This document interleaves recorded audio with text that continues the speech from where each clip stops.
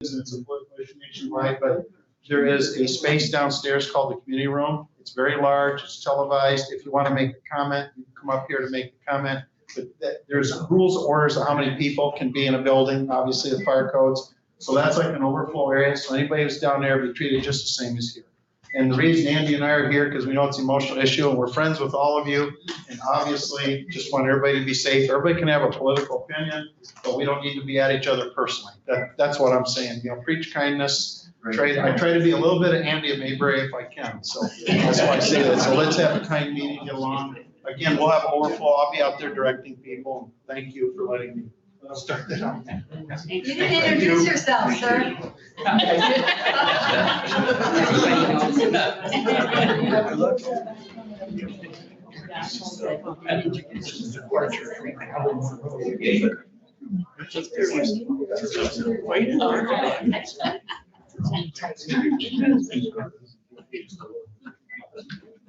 At 6 o'clock, I'd like to call this meeting to order. Please rise for the Pledge of Allegiance and a moment of silence.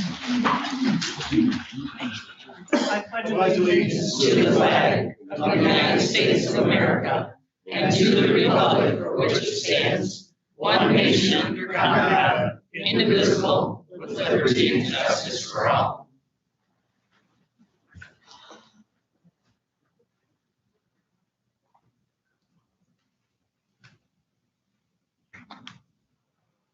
Thank you.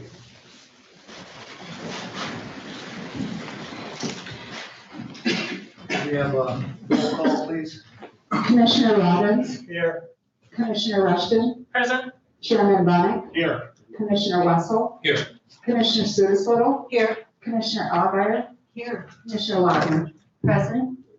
Thank you.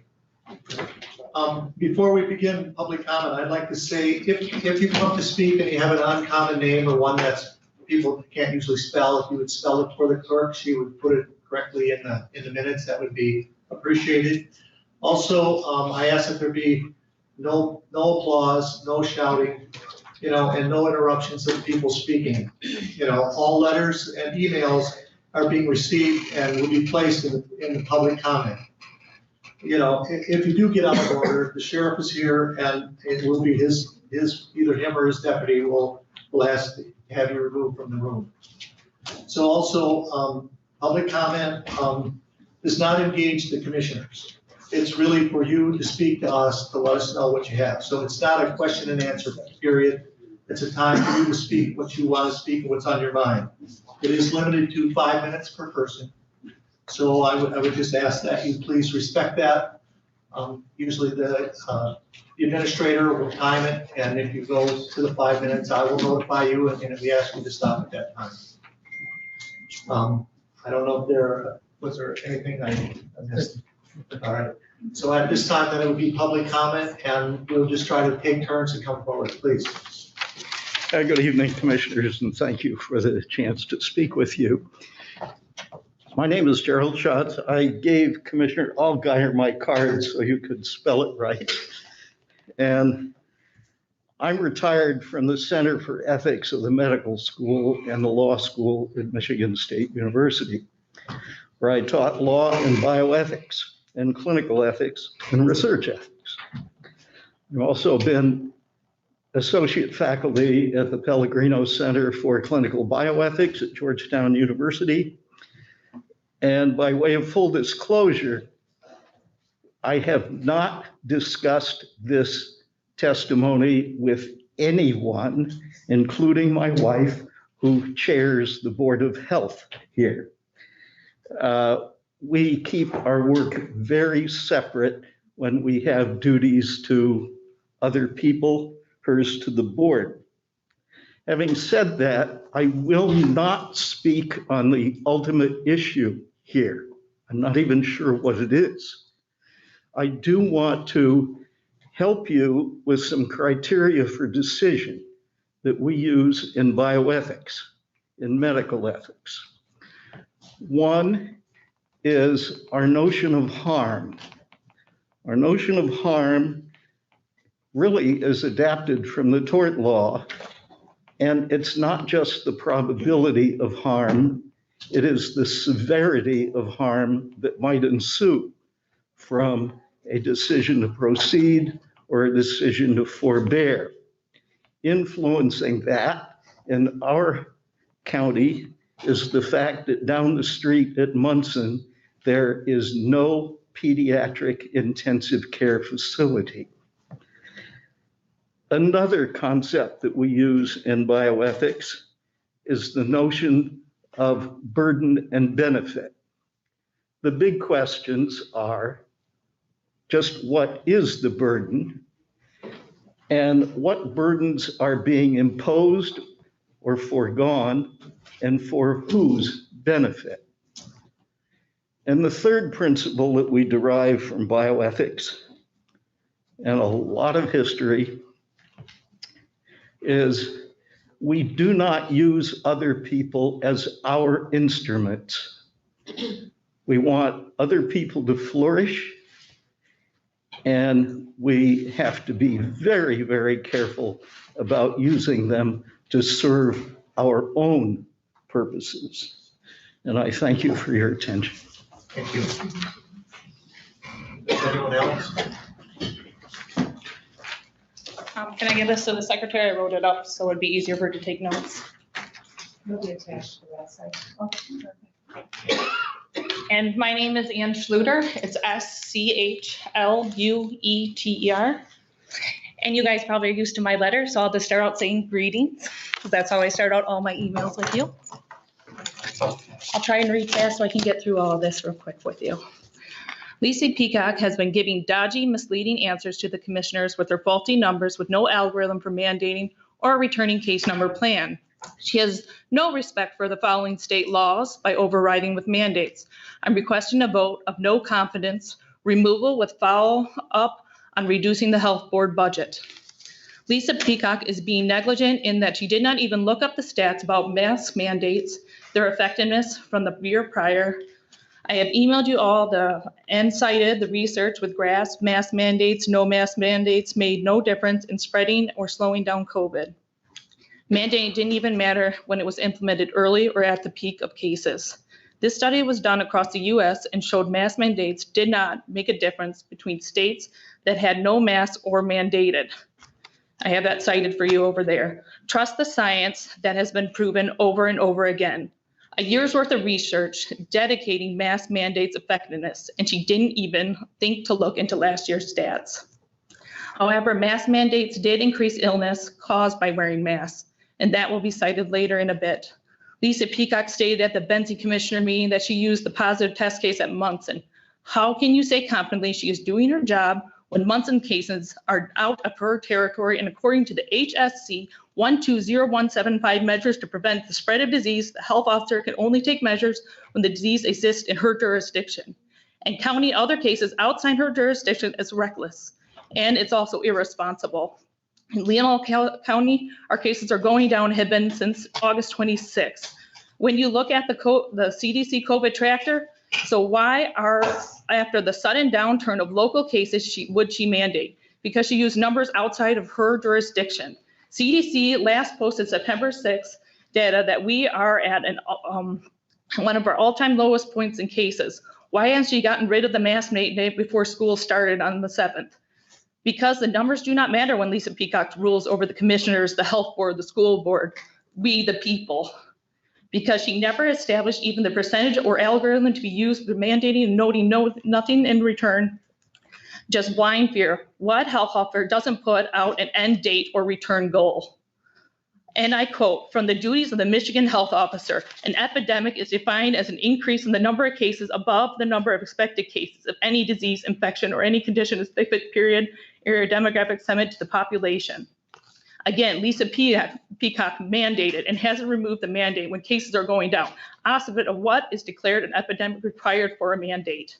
Laws are placed to protect our young. When someone doesn't do the research and mandate over our local and state laws is when you, as a commissioner, can rule a vote of no confidence. Lisa Peacock overreach and causing harm to our youth, according to the authority and actions under the Public Health Code to prevent and control the spread of disease in Michigan, Lisa Peacock is restricted to constitutional limitations.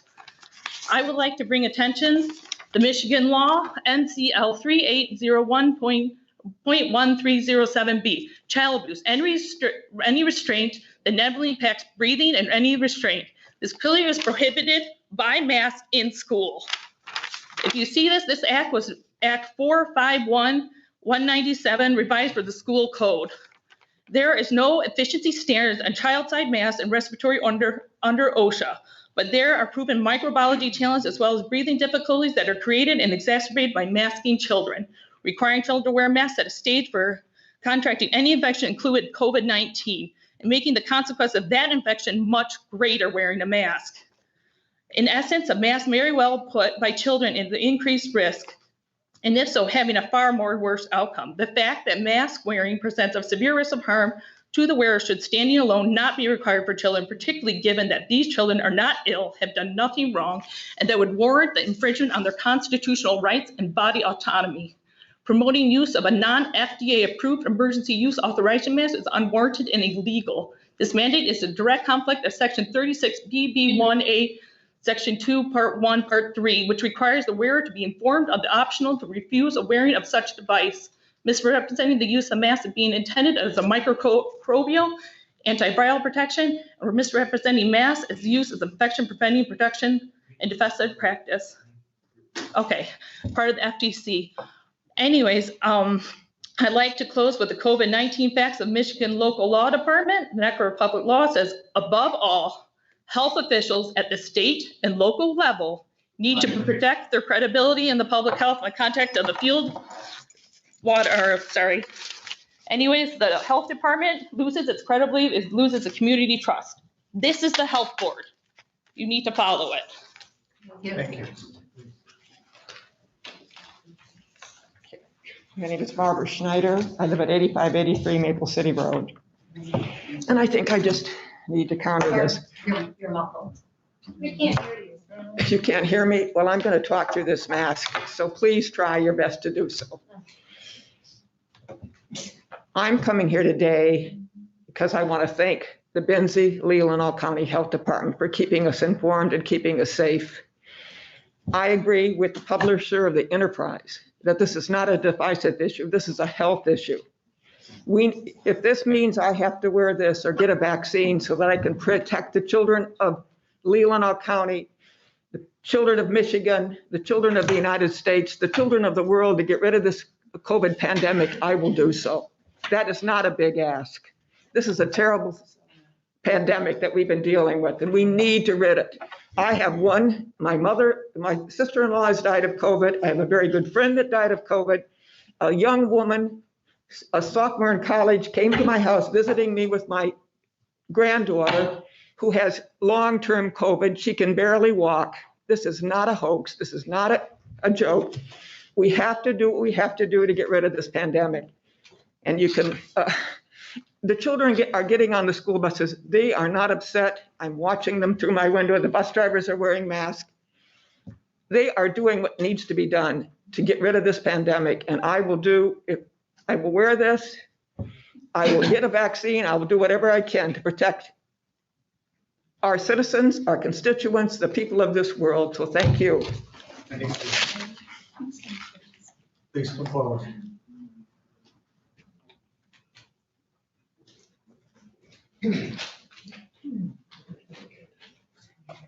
My name is Jay Swink, S-W-I-N-K. I'm from Northport. My wife and I just returned from California. We flew on United Airlines, which has mandated everybody have a vaccination. Everybody on the airplane. We landed at one of the largest airports, O'Hara. Basically, everybody in the airport, everywhere, had masks on. We went to California, where there is a recall. The governor this morning just mandated that the largest school district in the country wear a mask. I just don't know what we need for more evidence or more data. But California does have a bumper sticker that says mask it or casket. I think that's the bottom line. Thank you.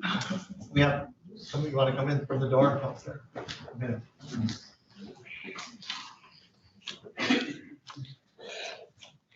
Good evening, everyone. I'm Karen Josephus, Bingham Township, and I'm going to talk a little bit differently about what I feel is one of the issues. And to me, our constitutional rights are the issue on so many different things. But of course, tonight, masking being the subject. But for some of us, I think it seems like the world is kind of falling apart. It really is frustrating in this time of history for most of us, but especially for those of you who have children. I don't fall into that category, but my heart really breaks for you when you're trying to raise children in this day and age. So I know you want to do the right thing. Often part of the frustration is that we don't know what to do to make things better. And quite frankly, the things we need to do, we really don't want to do. Sometimes that's because of apathy. Is it worth it to get involved?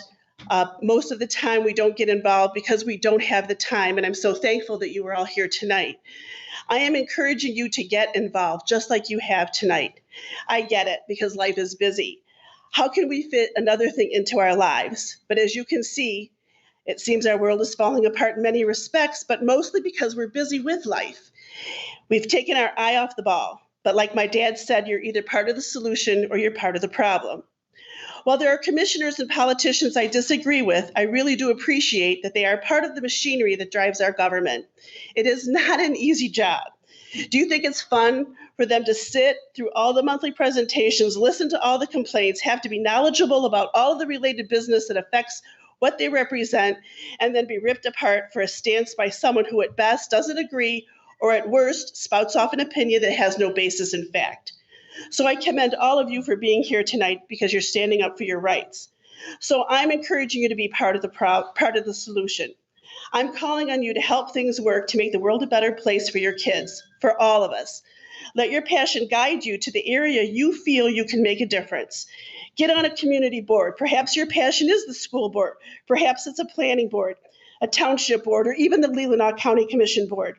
There are positions available right now up on the website, so please check them out and get on one. Another thing you can do is be educated. How well do you know your Constitution? When you know what your rights are, it's much easier to determine if they're being violated, and I think that many of you in this room may feel that way tonight. Do you know the history behind the Constitution, who the players are, what provoked each one of them to become involved, what sacrifices they made to create it? I'm so thankful they created the blueprint for our America. So I'm inviting each one of you to attend a workshop series I'm coordinating through the Patriot Academy.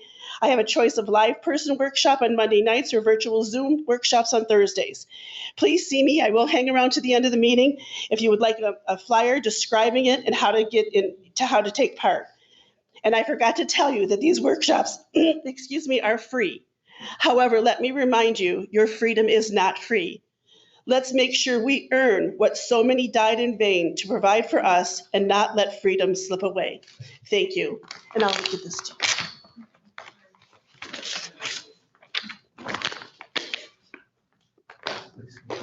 Hi, I'm Corey Schaub, and I just wanted to read the letter that I gave to all of you because I just think it's so important. I just want everybody to hear it. Schaub, there's a lot of Schaubs in this county, so I'm not going to spell that. Mike and Corey Schaub, we were from French Road. And basically my letter also explains a little bit about us a little bit, so I'm going to do it anyways. So I wrote this on August 31st. You guys all got a copy, and I also sent it to Lisa Peacock. And so it's a little redundant for you, but I want everyone to hear this. My husband and I, like I said, are born and raised in this beautiful county. We chose to work hard and stay in this gorgeous place. It takes a lot to do that. Our home on the shores of the national park to raise our family. And after 22 years of love, sweat, and sacrifice, we have a bustling family of 6. 4 daughters, ages 21, 14, 12, and 10, and 2 sons, 18 and 16. To say the least, we are one of those people that are busy, just buried in busyness. And so it takes a lot for us to come here and be in front of you or to write our thoughts down and bring them to you. Most of the time we enjoy just living here and enjoying all the reaps of this beautiful area. But basically, it comes down to we have a choice. We as Americans have a choice. Soldiers have fought and died for us as Americans to have the freedom of speech and choice. I thank God that we live in this great land of the free United States of America. I also think God would say, look out for your children, my son and daughter of 6. So with great passion, I ask you to let my kids breathe at school, on the courts, and on the fields of their beloved sporting events. Don't make them have to run up and down the court with a mask and not be able to breathe well. Again, as they battle in basketball or any sport, our boys had to play for the district championship in basketball with masks on. It was not cool.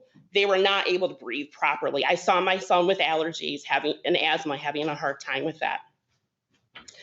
Please do not mandate the mask again this year in our schools and athletics.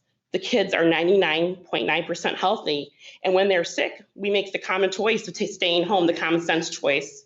They wash their hands and they stay safe. We actually had COVID earlier this year, and now we have natural immunity. We do care about others. That's not the point. If we are sick, like I said, we use that common sense and we just stay home. As parents, we make many decisions for our children to help them become great children and leaders in society. It should be our choice. If we feel masking our children is prudent, we should have the freedom to choose because, again, generations of soldiers fought for our freedom of choice.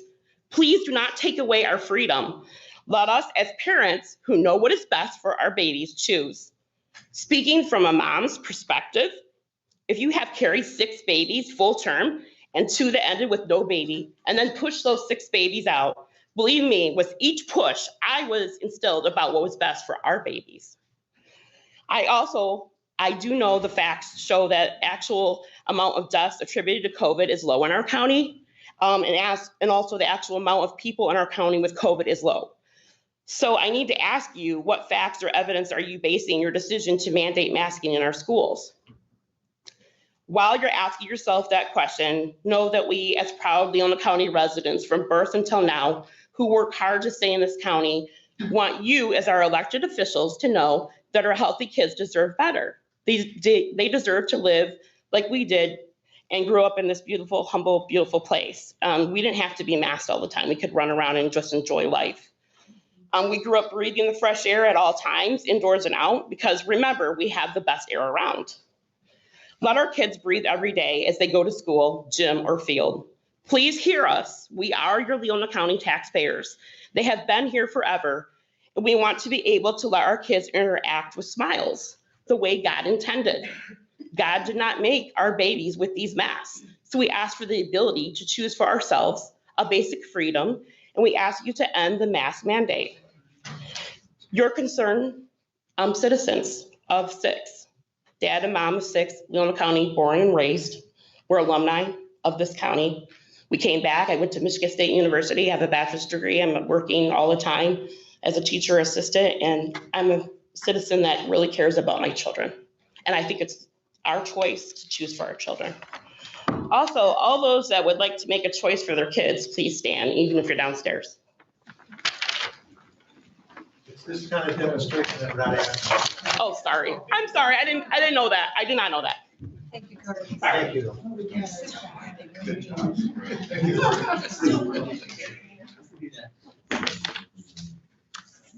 Jill Wellman, Centerville Township. I've thought long and hard about what I was going to say tonight. My first inclination was to support the health department and their work in the last 18 months to keep us safe. We have the best vaccination rate in Michigan because of their tireless work, and I'm grateful for their efforts on our behalf. But I then realized we are dealing with a bigger issue here. At the beginning of each meeting, we recite the Pledge of Allegiance and the words, "One nation, indivisible." And I fear this is no longer the case. COVID-19, a small virus, has managed to divide us. There is something called long COVID, which affects some people who have been infected. It causes a myriad of health problems long after the virus clears their body. I think the most virulent symptom of long COVID is not physical symptom, but the festering hatred and division it has caused, which will remain long after we've controlled the disease. I see people who don't agree with us regarding masking or vaccine as others or enemy, not as we see people who don't agree with us regarding masking or vaccine as others or enemy, not as fellow human beings. We question people's motives and resort to name calling and worse. The animosity didn't begin with COVID, but COVID exacerbated an already existing division. And a dangerous disease, which should have brought us together in a common fight, has torn us apart even more. We are, after all, just a small number of humans living on a small planet in a huge universe, with the choice to work together to survive the multitude of issues confronting the world, or use every issue as a way to divide us. I fear for the world we are leaving our children and grandchildren if we continue down this path. I ask the board to be leaders in bringing us together. Thank you.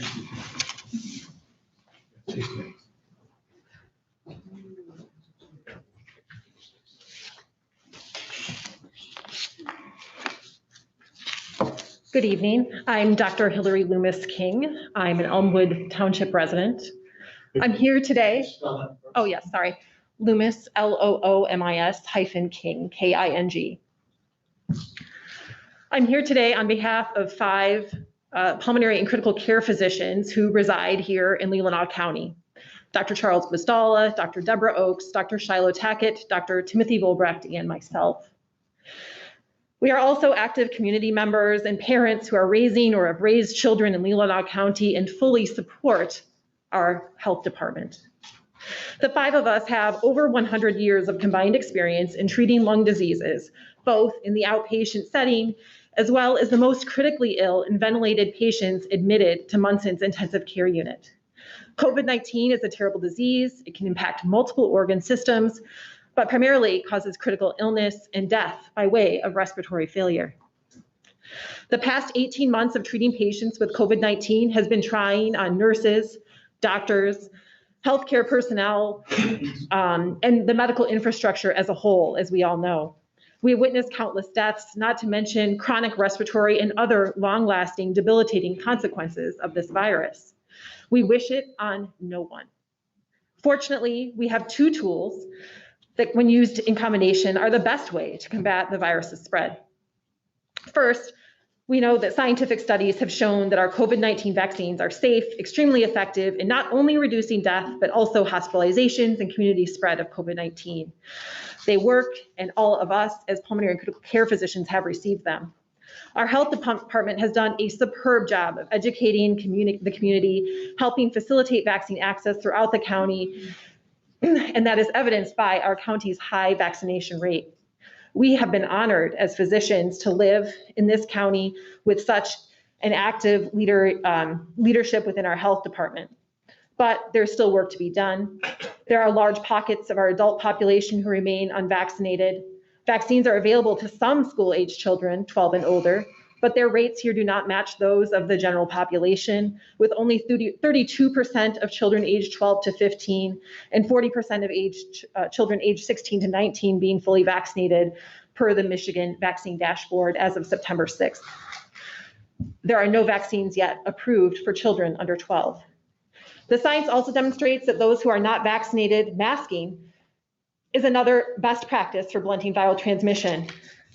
Masks help by containing respiratory droplets, which are the primary vehicle for viral transmission from person to person. We witnessed the effectiveness of masking firsthand during the last academic school year. Schools in our county successfully stayed open for in-person learning by way of universal masking. Anecdotally, it was our experience that the majority of cases that did occur during surges were a result of individuals letting their guard down, relaxing public health measures in more intimate social situations outside of school. Adopting a universal masking strategy is the best approach to keep children learning in their classrooms until vaccines are available to all. And being universal is the key. Masking, like vaccines, is most effective when everyone participates. With respect to Delta variant, the science demonstrates it not only spreads more rapidly than prior versions, but it now has a larger impact on children. It's led to increased hospitalization rate of children under the age of 17 by nearly 5-fold, and amongst children 0 to 4 by a matter of 10-fold. No hospital system within our region has the capability of carrying children with the virus the way that we care for adults. Even though science shows children are truly less likely to suffer the long-term effects, they're also key incubators for the virus and can spread it to those who are more vulnerable, such as their parents or grandparents, or potentially serve as a host for development of new variants. Trusting subject matter experts to inform public policy is not controversial.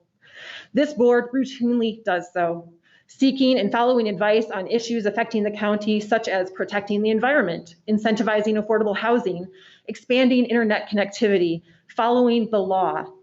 Public health should not be an exception, and the health department's mask order is consistent with recommendations set forth by public health experts at the CDC and the Michigan Department of Health and Human Services, as well as the American Academy of Pediatrics.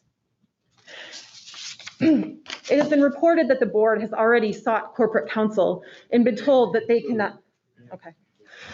I would just like to add that I did submit this for online upload, but I wanted to be present in person for you to see my face, to hear my voice as one of the 6 practicing critical care physicians in the community.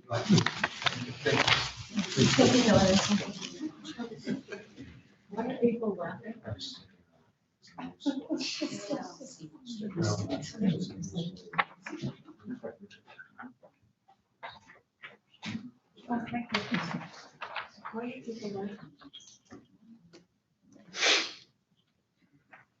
I'm fully vaccinated. And I'm Porter Abbott, and I'm from Leelanau Township. As of about 10 days ago, we now have the results of what the National Bureau of Economic Research calls, and I'm quoting, the largest and best designed randomized controlled trial on SARS-CoV-2 transmission, conducted by scientists from Yale, Stanford, Berkeley, and other institutions. The study involved 350,000 people from 600 randomly selected villages in Bangladesh. Quote, we finally have a sense of not just whether masks work, but how much universal masking could reduce transmission. The answer is quite a lot. Moreover, quote, the villages that implemented pro-masking policies saw a 34% decline in COVID-19 among seniors, for whom the disease is, as you know, deadly, most deadly. So when Florida Governor DeSantis tells reporters that wearing a mask is only, quote, about your health and whether you want protection or not, he's dead wrong. And you all know that. You cannot get it from others. You cannot only get it from others, but you can pass it on without ever knowing it. You can become a walking, talking aerosol disease bomb. And there's even more to wearing a mask than protecting yourself and those who breathe the air you breathe. And this is the most important point. Viruses need to spread to evolve. They reproduce in the trillions and at great speed. And since they regularly mutate, as all living species do, successful variants will inevitably pop up. In other words, the unmasked and the unvaccinated are giving COVID a gigantic petri dish to brew up ever more efficiently replicating variants. Exhibit A is the Delta variant, which may not be more lethal than its parent, but is much more infectious. According to the CDC, the parent strain of COVID, when it infected someone, resulted in roughly 2 other people getting infected.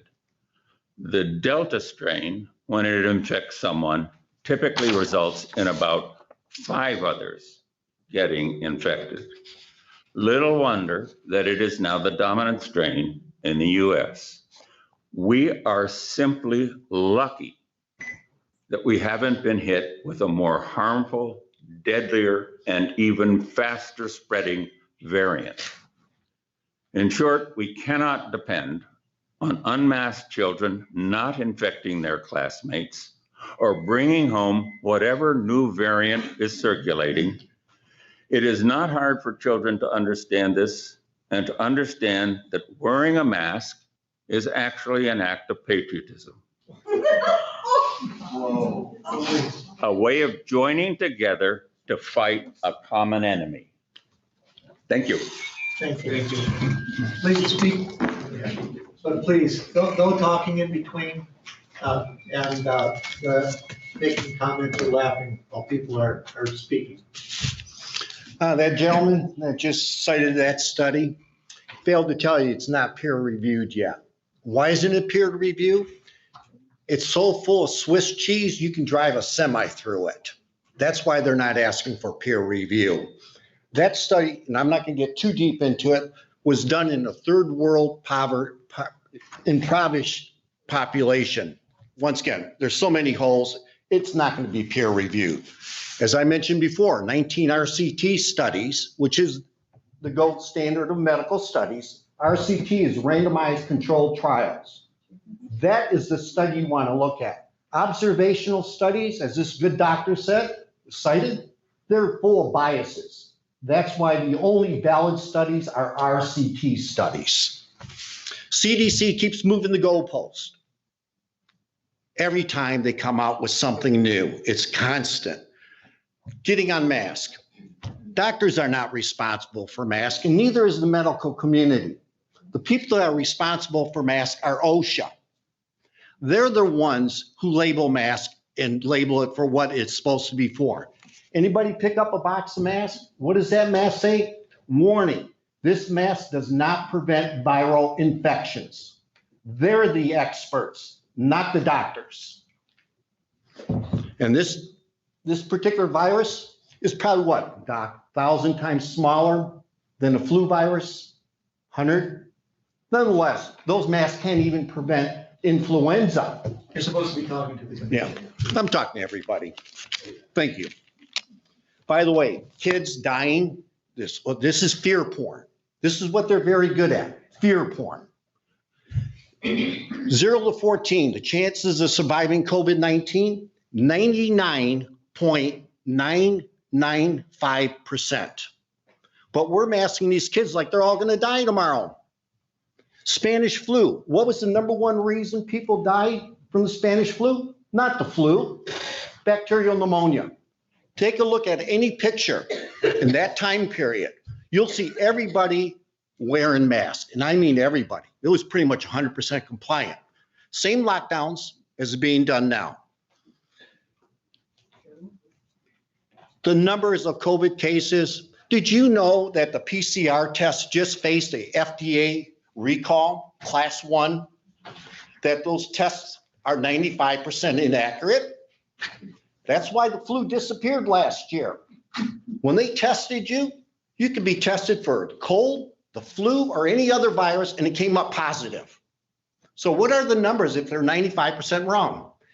You're still getting bad results because hospitals and health departments can still use those test kits to January 1st in order to deplete the inventory.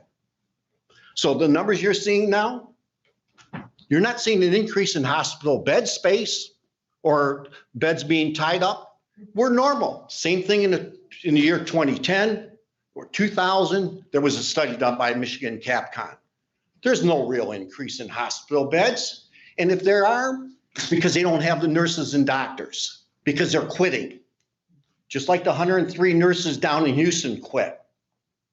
I petitioned downtown on the Unlocked petition this weekend, downtown Traverse City, a lot of downstate people.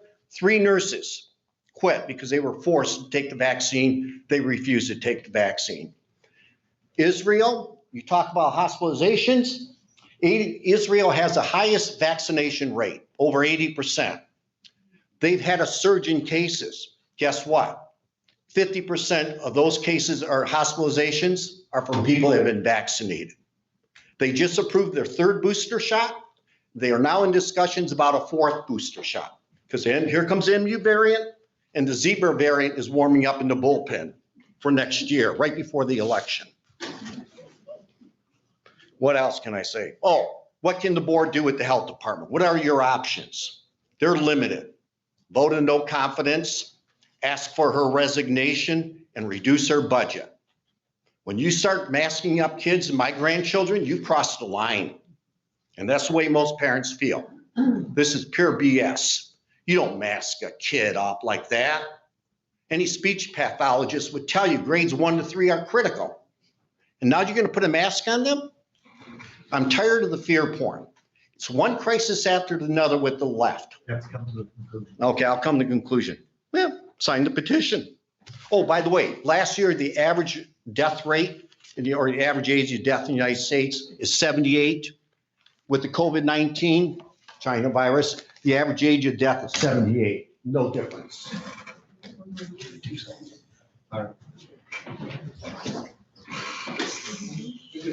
Someone can come forward. We're just going to pause for a second, few minutes. Come on. Just wait till Commissioner Robbins gets back.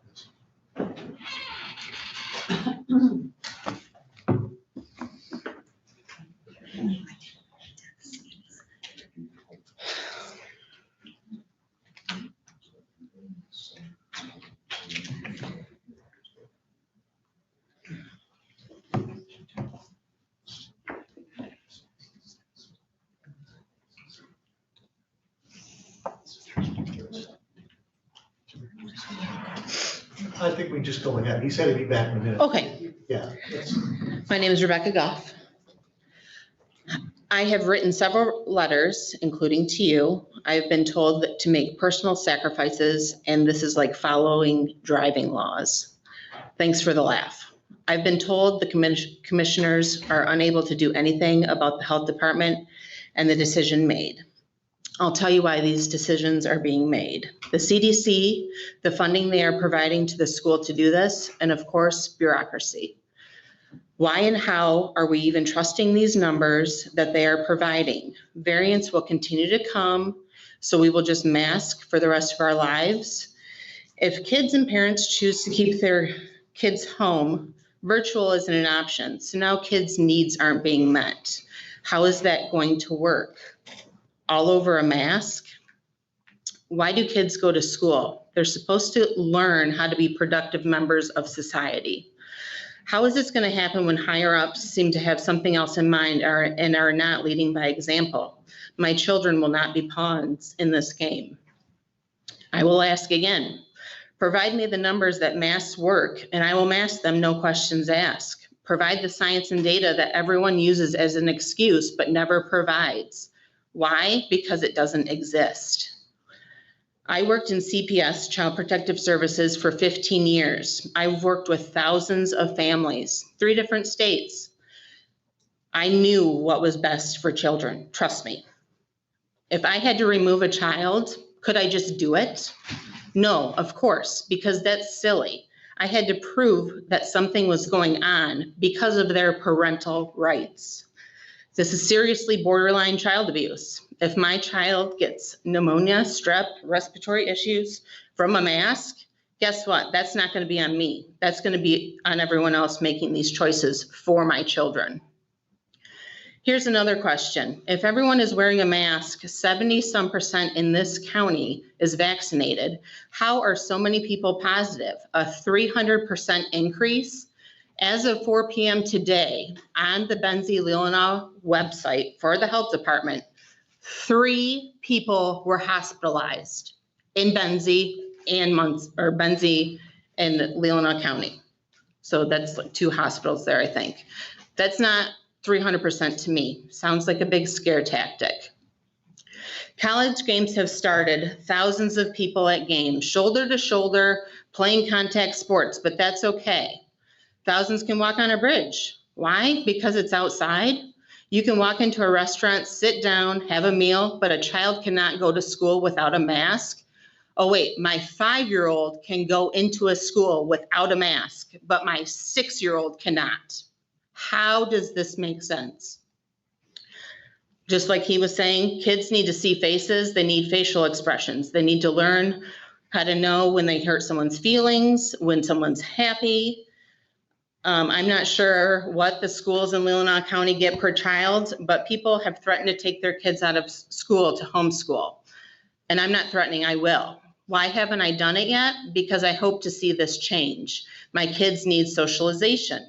I seriously cannot believe we are having this conversation. What is happening to this world, to this county? If this mandate doesn't change, they will learn what they need to learn in my home and just not as much socialization. Fine with me. I completely understand that COVID has taken lives. I do. but the child death rate is less than 0.5%. Should we mask up for flu, which has a higher death rate and somehow that has completely disappeared?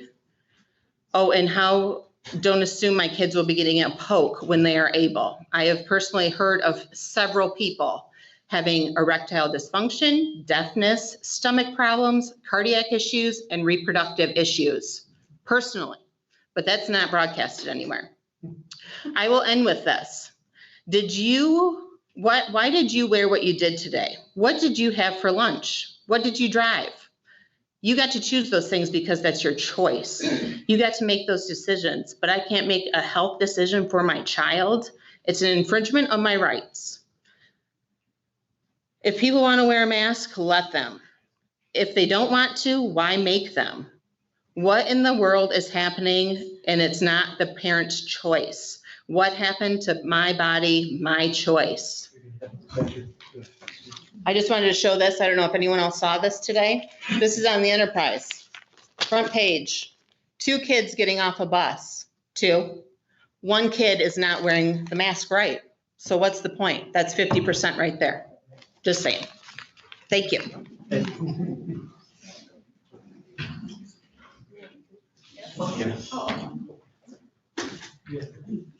Good evening, Commissioners. Karen Paulus, Cleveland Township.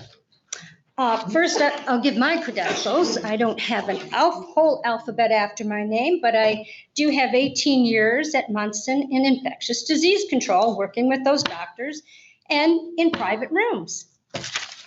And this little baby right here, you know the number one thing the infectious doctors told us?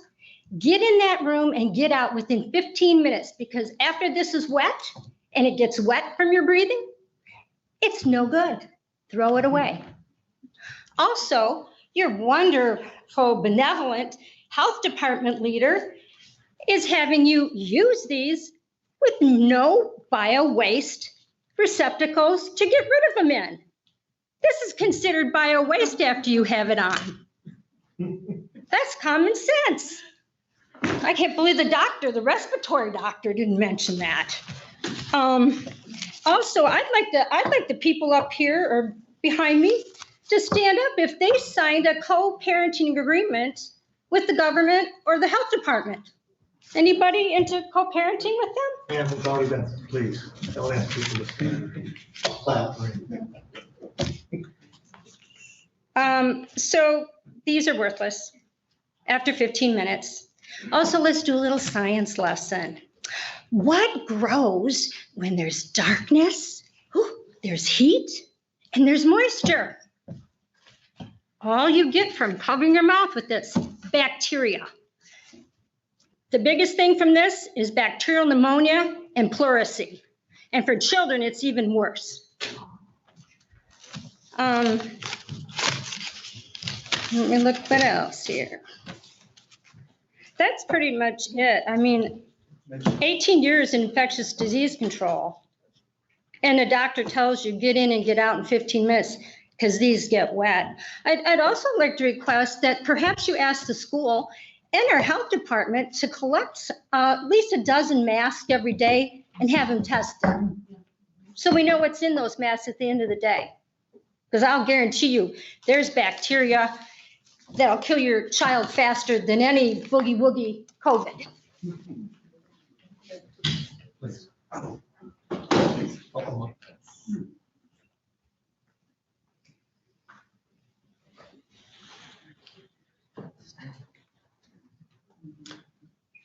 Good evening. My name is Clement, Clement.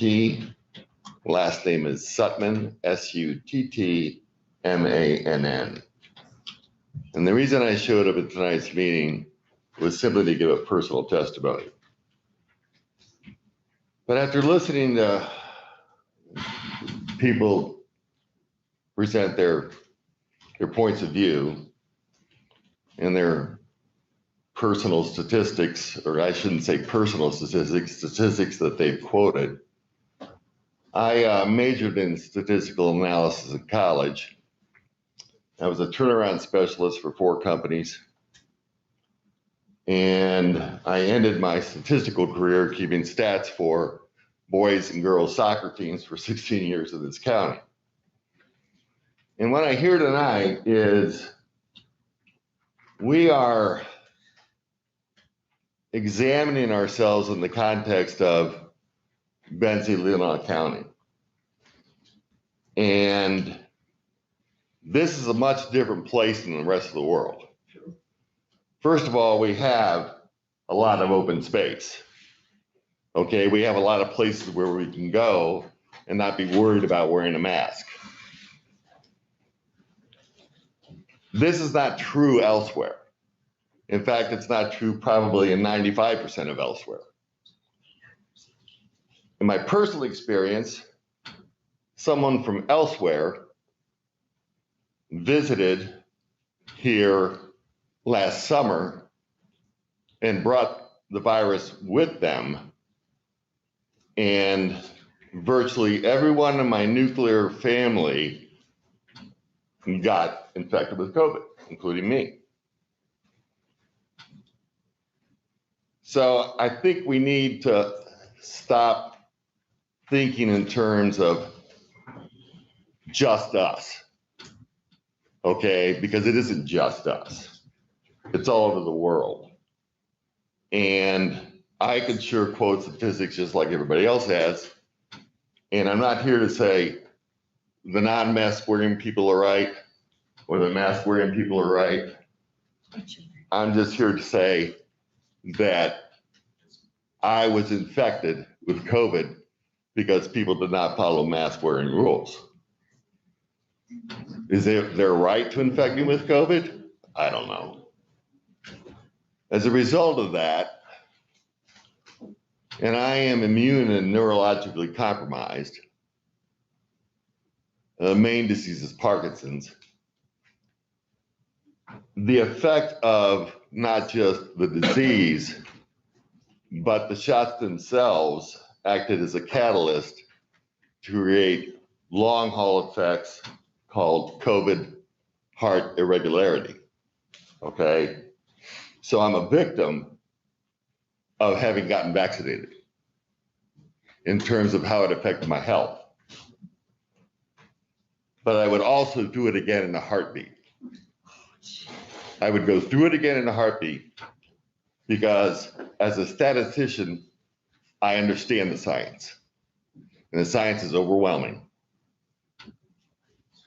Go to the Journal of American Medical Association. Excuse me, I often have a brain that doesn't work well with its tongue.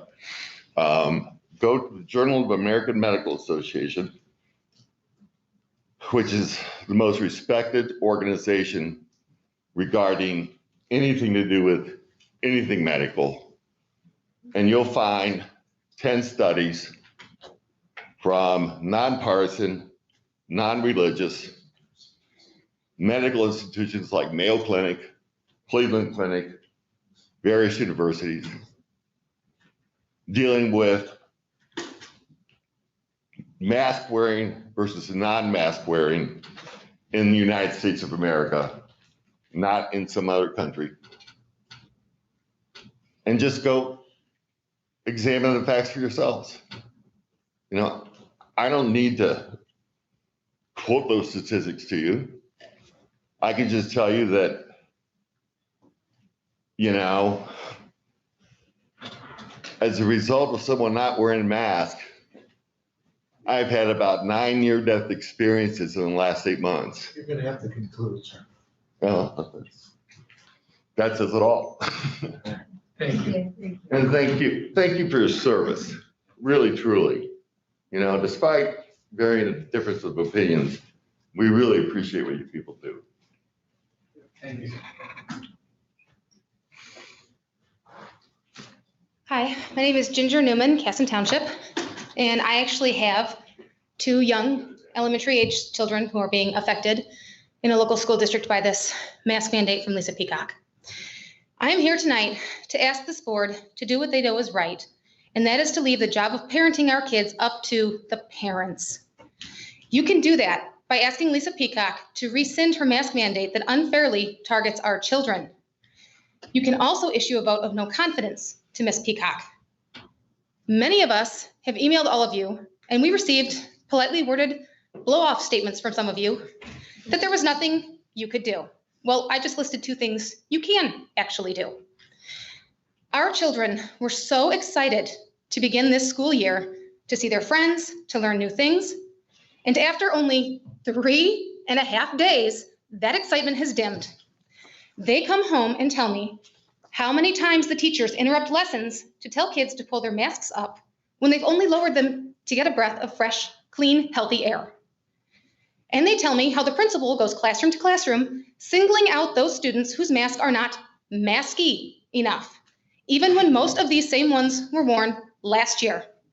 No issues then. When we contact the school administration about this, we are told they're following the health department's orders. Everything circles back to Lisa Peacock making this decision on her own, because as she pretty much told the Benzie County BOC at their special meeting, the schools didn't make the decision that she wanted, so she made it for them. And when pressed, she then backtracked and said, well, it wasn't my decision. I was just following the numbers. When pressed on that, she could give them no hard facts or concrete numbers about why she made her decision. She was caught and she tried to backpedal. Most of these kids in school were together all summer, playing sports, having sleepovers, camping, swimming, participating in the fair. They deserve to be truly together again at school, focused on learning, not being policed or singled out about their masks. These are kids. As proven last year, the masks do not prevent school closures. This is another reason being given for forced masking, that we need our kids to be in school, in person, and masks help with that. They didn't. We still had closures. COVID is never going away, and it's time to stop pretending that a useless piece of cloth is going to prevent the spread of a virus that has a 99.97% survivability rate and has been proven to largely unaffect children. Ask Lisa Peacock to stop using our kids as pawns in her political game. Ask her to rescind her mask mandate. Thank you.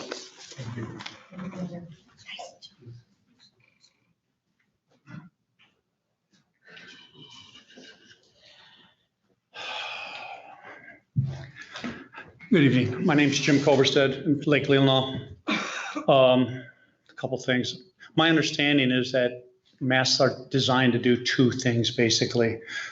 Try to reduce greatly or eliminate the COVID virus, or to restrict it, either inhaling it or expelling it. They're supposed to regulate it, control it, negate it, clean it, eliminate it. That being said, the virus itself is an aerosol type of particle.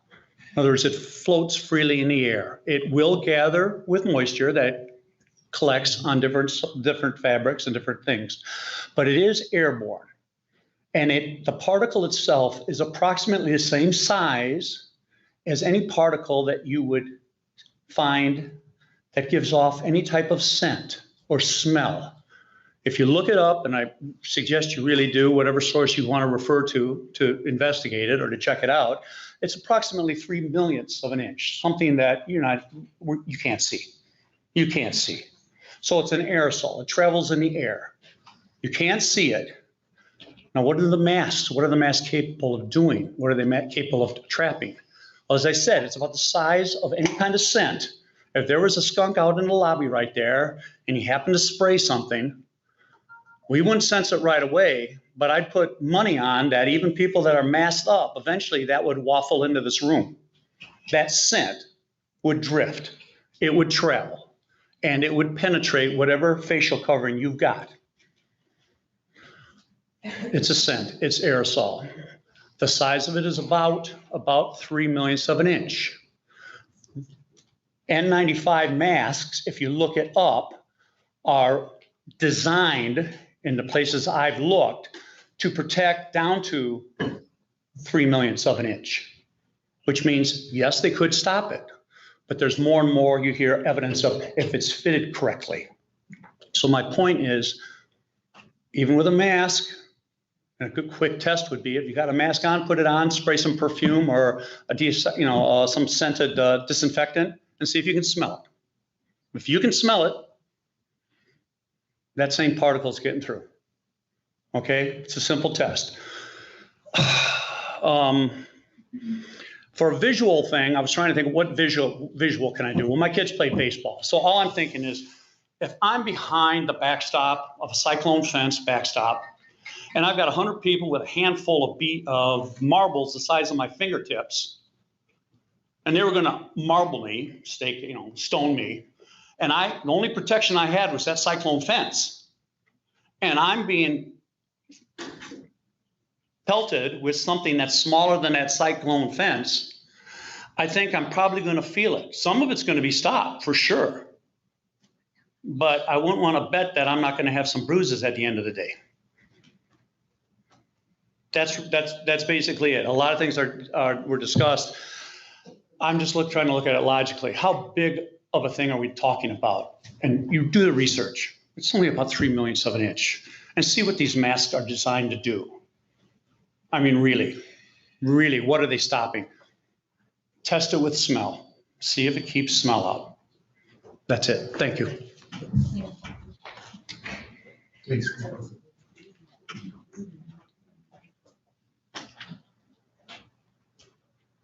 My name is Cheryl Bunnick. That's B-U-N-E-K. I live in Leland Township. I have 9 grandchildren attending local schools here. I have 4 more in Traverse City schools. I have 6 more downstate. That's 22. Very proud of them. Love them dearly. I actually sit and pray for each and every one of them every day. If I thought that there was something else that was going to truly protect them from COVID-19, I am all over that. I encourage them, they're washing their hands. I have hand sanitizers in several areas around my home. I see it in public places. I was at the hospital for a blood draw this week. They gave me a very nice blue mask that clearly says on the box, does not protect against COVID. I was at the Cowell Cancer Center this week. I was given a similar mask that said in the box, does not protect against virus. I have made in the area of maybe 100 masks for my grandkids for school. Don't be fooled. They're not protecting them from the spread or from spreading it or from getting them. I don't believe that. I love my grandkids. If there was something out there that was going to protect them, I would be for it. I feel the masks are harmful. They restrict their ability. We need people who can communicate. I mean, look at our world right now. We need people who can read people well, who can get along with people, who have these people skills. And we're not going to get that if we raise a bunch of kids that are behind masks or kids that have to stay home and avoid any kind of social gathering. It's not going to happen. Masks do more harm. I love my grandkids. Give me anything that will help their health, their well-being, their mental state. I am for it, but this is harmful, and I hope that you will seriously think. I mean, people keep saying when they argue with me, follow the science, follow the science. I am following the science. The masks don't work. People who make them are admitting it. They don't work. You know, it's just not worth it. Thank you for your time. Thank you.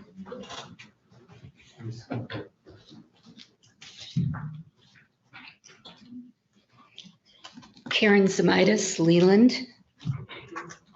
I actually wasn't going to talk tonight, but after listening to everybody, everybody is either on one side or the other, but everybody wants our children safe and to do whatever we can for them to keep them from getting this virus, of course, and the teachers and everybody in the schools.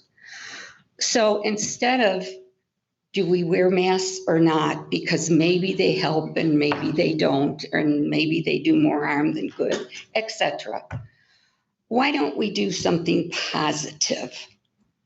There is something out there called the New Wave Air Purifier, and it kills viruses, including COVID. I'm not positive on this, but I think it's like 1,500 to 2,000 square feet a room will keep it completely virus-free. And if you buy just one, it's $600. But the more you buy, the cheaper they get.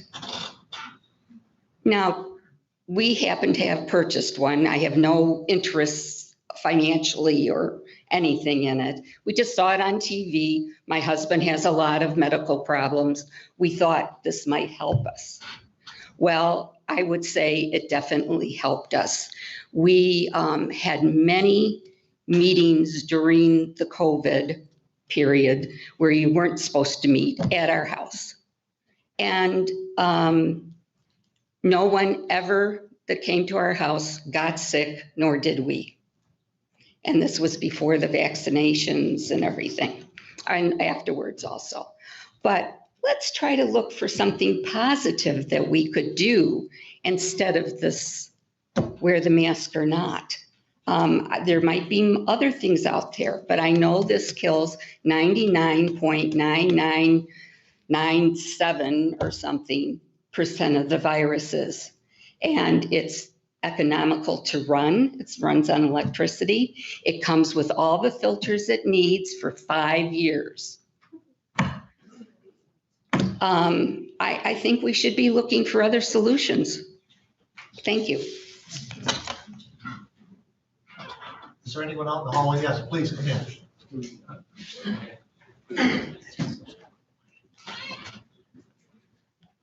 I'm Kevin Weber with 1B, Suttons Bay Township.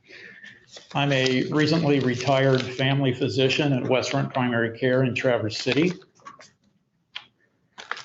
And I want to speak in support of the Health Department's mask order. Masks work. Evidence is clear that cloth and surgical masks reduce viral transmission and community COVID rates. I want to make one comment on a statement made earlier that viruses are as small as anything we can smell and therefore masks may not work. Viruses, COVID is suspended in fluid droplets ranging in size from 20 to 500 microns. It's the fluid droplets that are caught by the mask, not something of the size of the virus. So the mask only has to catch particles the size of the fluid droplets that the virus is suspended in. COVID is spread by recently infected individuals before they develop symptoms. So it's important that everyone indoors where people gather wear masks, especially among the unvaccinated, such as children under 12. And there's no legitimate evidence of significant harm from wearing masks, period. So I support the Health Department's mask order. In order to reduce the need for quarantine among students and to protect our community.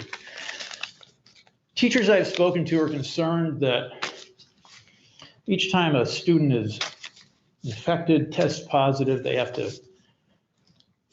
quarantine exposed children, disruptive to classes. They want to continue teaching in person, and keeping kids in school, and keeping kids in their classroom, and not have their classroom environment disrupted by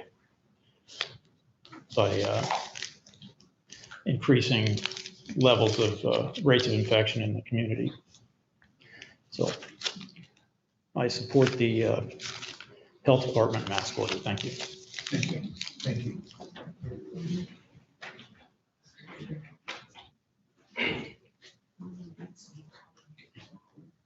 My name is Clint Lautner. I live in Solon Township. When I was 11 years old, I was diagnosed with AML leukemia. I had 3 rounds of chemotherapy so that my body could be ready for my sister's bone marrow. I had a bone marrow transplant. My ANC was 0. I had no immune system at all. And the point I'm making is I wore a mask. I wore a mask because I was the one that was sick. Masks are for sick, they are not for healthy.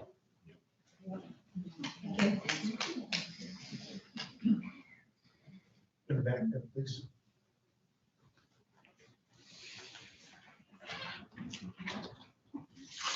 I'm here at Carolyn Rettenbach, Glen Arbor Township, to speak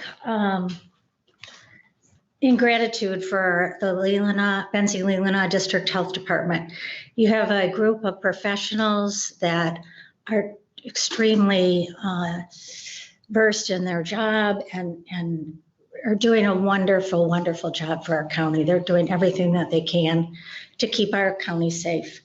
And I'm just in complete gratitude and support of them. I'm going to read a little you know what I'm saying, from a letter that was written down, and if you go online, it is available, was sent in. There's far too much division within our county, in our country, in Leelanau County. For the Board of Commissioners to do anything not in support of our local health department would be a deliberate act of divisiveness. It is not within the board's purview to reject or object to the Leelanau District Health Department health orders. That has been verified by council. It will be an important and unifying action when the County Board of Commissioners reaffirm their public support of the health department. Anything less would be a politically based, divisive, grandstanding action to push personal beliefs into county business. That is wrong. This was written by John T. Elchert, publisher of the Leelanau Enterprise, and he lists his business address as being in Lake Leelanau. When I read this, I couldn't think of anything better to say. Thank you.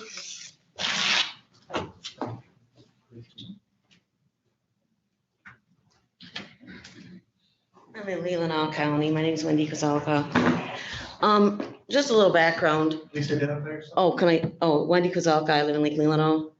A little background is when I was a kid, I did feel like I was vaccinated. I had an injury from vaccination. It took me quite a while to get over it. When my mother, I am from a big family, and the rest of them got better. They all got sick, and everybody got better except for me. And my mom finally took me in to get a penicillin shot, and I started to get better. But I feel like I had injuries from that. That's 3 weeks of being really sick. But because of that, I was one of those kids that ended up with multiple food allergies and chronic fatigue and all kinds of problems when I was only 16, 17 years old. And so I got into natural medicine, and I ended up becoming a naturopathic medical doctor. But in the state of Michigan, there's no recognition for it. So even though some people practice, I stepped out. So I'm literally cleaning instead of practicing because this is where I want to live, and this is where I can afford to live. I have a little house given to me by my family. So I've been into this since I was a teenager. I'm 56 now. And I just want to say that we have a problem, seriously, that we have to look at quite honestly in our country with medical monopoly and monopolies in general, from the banking system monopoly and the kind of big money and the big tech monopolies. And I was just thinking about that story about the boy who said the emperor was wearing no clothes. What would happen today if that happened? I know what would happen because I've seen several of the people that I listen to, the people that dig into the truth, the people that are daring to tell the truth, being demonetized on YouTube and eventually removed from YouTube and having to seek different platforms to speak. And there are also doctors that are being, just being called names, and this kind of climate is not science.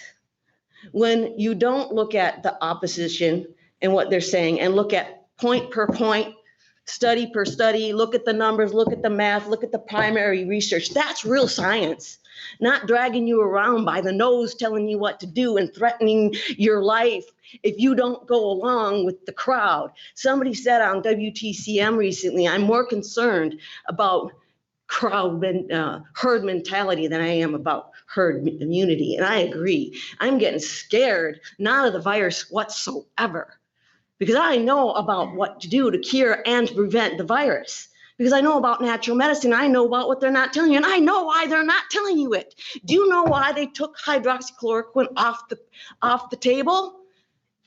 Because you wouldn't get an emergency use authorization for their vaccines, where they stood to make billions, hundreds of billions, instead of a viable alternative. If they had that viable alternative on the table, they wouldn't get the emergency use authorization. And that viable alternative didn't have any patent money left because the patents ran out. Same with ivermectin. It's about the money. And if we're willing to look at the power behind this, the big tech monopolies, even the saint Bill Gates, when you donate hundreds of millions of dollars, donate to make billions and billions of dollars, that's called investing. It's not donations. And he's behind, and his little group of people are behind CDC, WHO, Global Bank, Gavi, all of those little organizations, and even the media.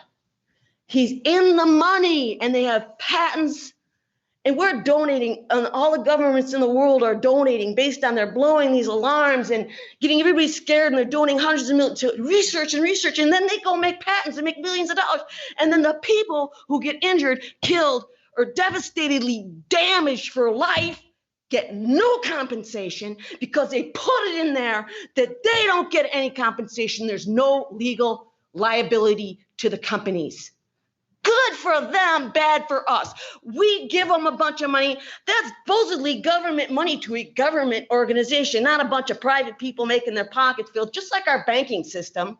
They keep the winnings. We get all the losses. We get all the bills. And now they're going trillions and trillions and trillions. They're trying to destroy. This is another theory that's out there we should look into, is that right now we have so many trillions and trillions of debt. We have so much over leverage. And the banks are just they're gonna go bust. They're gonna reset the system. You're gonna have to conclude. And this is another thing we need to look into. So the conclusion is, let's not be a bunch of gullible idiots, because gullibility is not saintliness. It's like letting us bend over and take it. And they're destroying our economy, and they're screwing with us. We gotta be honest and protect ourselves. Thank you. Thank you. We should be looking into this more, not taking one person's opinion about it. Hi, my name is Rebecca Carlson. I'm from Northport. So I have two children that go to St. Mary's, and they love school. And I'm probably gonna get emotional because I'm pregnant. So, You're allowed. right? So in March of 21, my father, Tom Van Pelton, had COVID. My son had COVID. We're here. I have the natural antibodies. I was a silent carrier. But I'm against the mask because of what they do to my 12-year-old son at school. I get emails on the daily about his behavior wearing a mask because it's affecting his mental health. He gets belligerent with the teachers. He moans and groans. Last year, we had to call the Crisis Intervention Center twice because the masks were affecting his mental health. And that is something that I have not heard anyone talk about today. The mental health of these kids is imperative. They thrive on socialness. They thrive on inclusion. And putting a mask on a child is taking away that inclusion and taking away of that socialization. I'm asking you to vote no confidence on the Leelanau Health Department Director, Lisa Peacock, because she is taking my ability as a parent away to parent my children. She is taking my child's ability away to learn properly. It is not right. I have a 6-year-old at St. Mary's as well, and I get emails on the daily that please talk to him about not chewing on his mask. You heard the infectious disease person that was at Munson? Moisture. He's chewing on that constantly. I mean, constantly. I remind him daily, don't chew on your shirt, don't chew on your jacket. He's chewing on his mask. What is that gonna do long-term? What bacteria is he chewing into his mouth through the moisture that he's squeezing out of that mask? My 12-year-old was so excited that he didn't have to wear a mask to school. And then she came out with this order. And we went through 3 days of arguing with him. He has severe ADHD and he has severe ODD. And for those of you that do not know what ODD is, it is oppositional defiance disorder. I suffer from that, hence my emotions, plus being pregnant. So I ask you to vote no confidence on Lisa Peacock. Take away her ability and her budget to control the children, because those children deserve a good education, a social education. Thank you. Please.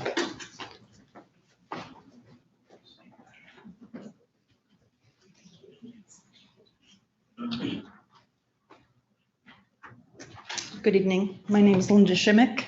I'm from Casson Township, a lifelong resident of Leelanau County. I have 8 grandchildren. My own children have already graduated, and all 8 of my grandchildren are in public school.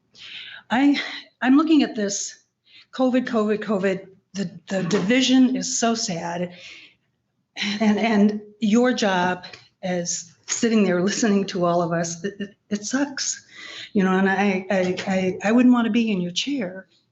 It's a horrible time to be in a position like you are, and like people all over the world. It isn't a Leelanau County issue. It is not a Michigan issue. It's all over the world that you can go on the internet and see meetings like this taking place. So divisive. We don't want to be divided. But part of the division, I think, happens because there's so many different attitudes. We have had doctors speak to us tonight. We've had a nurse speak to us tonight. There could be a doctor walking through the door in another minute that has a totally different take on this. There's just, so who we listen to and who we believe, it's difficult. And here you are listening to us on both sides of this. And you have to somehow, what do you do? Follow your heart, follow your gut, what do you follow when you have to make a decision? What I have to present, I didn't really come prepared, but what I have to present is some stuff that I found on the internet. You know, I don't know what we did before the internet, but like I said, this is a worldly problem. And the things that we've talked about COVID tonight, and Mrs. Carlson alluded to mental health problems. Well, I have just a few sentences that I want to read of 3 studies that I read about. They were documented with footnotes and stuff done by doctors and such. So I just want to read these things to you. It won't take that long. This is from the Children's Health Defense Europe. It's a worldly problem. These children are being masked all over the world. Study finds that 68% of children report side effects from wearing masks. We're not talking about a handful of children getting COVID. We're talking about 68% of these children that are wearing masks, and the adults. You know, those of you that have to wear masks all day long, you're suffering from the same things, not the same as children are, because they're certainly at a different point in their life, but that it's not healthy. So these researchers at the University of Witten-Herdecke had set up the first registry to report effects of wearing a mask in children. 363 doctors were invited to report their findings and ask parents and teachers to register side effects of the masks. They were surprised by the elevated number of reports, as they found complaints affecting 25,930 children that were entered into their system in less than 6 days. That's a lot. Yes, COVID is a problem, but what are we doing to these children long term? The second is a German neurologist on face masks. Oxygen deprivation causes permanent neurological damage. Permanent neurological damage. And again, you know, everybody has an opinion, so who are we to believe? But here's a neurologist stating this. The delusional madness, these are not my words, the delusional madness of forcing children to wear face masks blatantly ignores experts' warnings. The child needs the brain to learn, and the brain needs oxygen to function. We don't need a clinical study for that. That's simple, indisputable physiology. This well-known German neurologist and neurophysiologist, Dr. Marguerite Gries-Brisden, warns of a tsunami of dementia years down the road because of oxygen deprivation from wearing masks. Are you willing to, these are not my words. Are you willing to risk your brain to scientifically unfounded, politically motivated mandates? Not my words. One more. Children should not be forced to wear masks due to carbon dioxide levels, this new study suggests. A newly released study suggests that children may be harmed by wearing face masks intended to combat the spread of COVID-19. The study, which was published in the Journal of the American Medical Association Pediatric section, found that wearing of nose and mouth coverings by children leads to an increase in carbon dioxide levels in both inhaled and exhaled air while wearing a mask.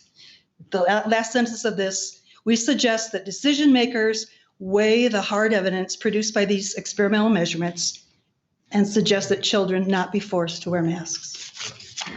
Thank you. Anyone else? Please come forward.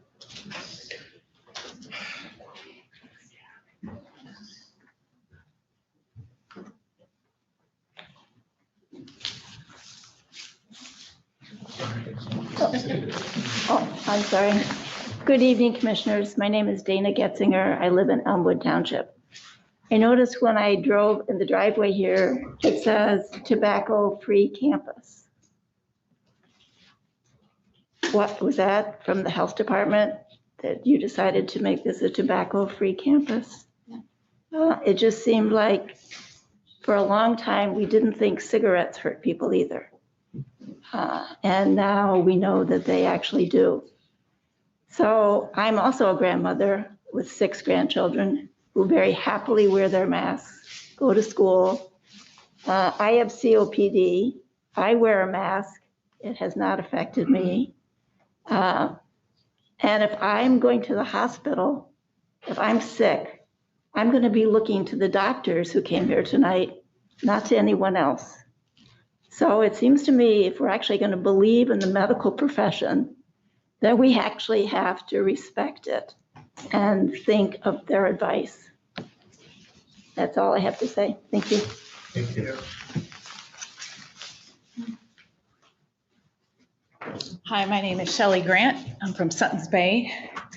And I just wanted to comment about last year with the kids wearing masks.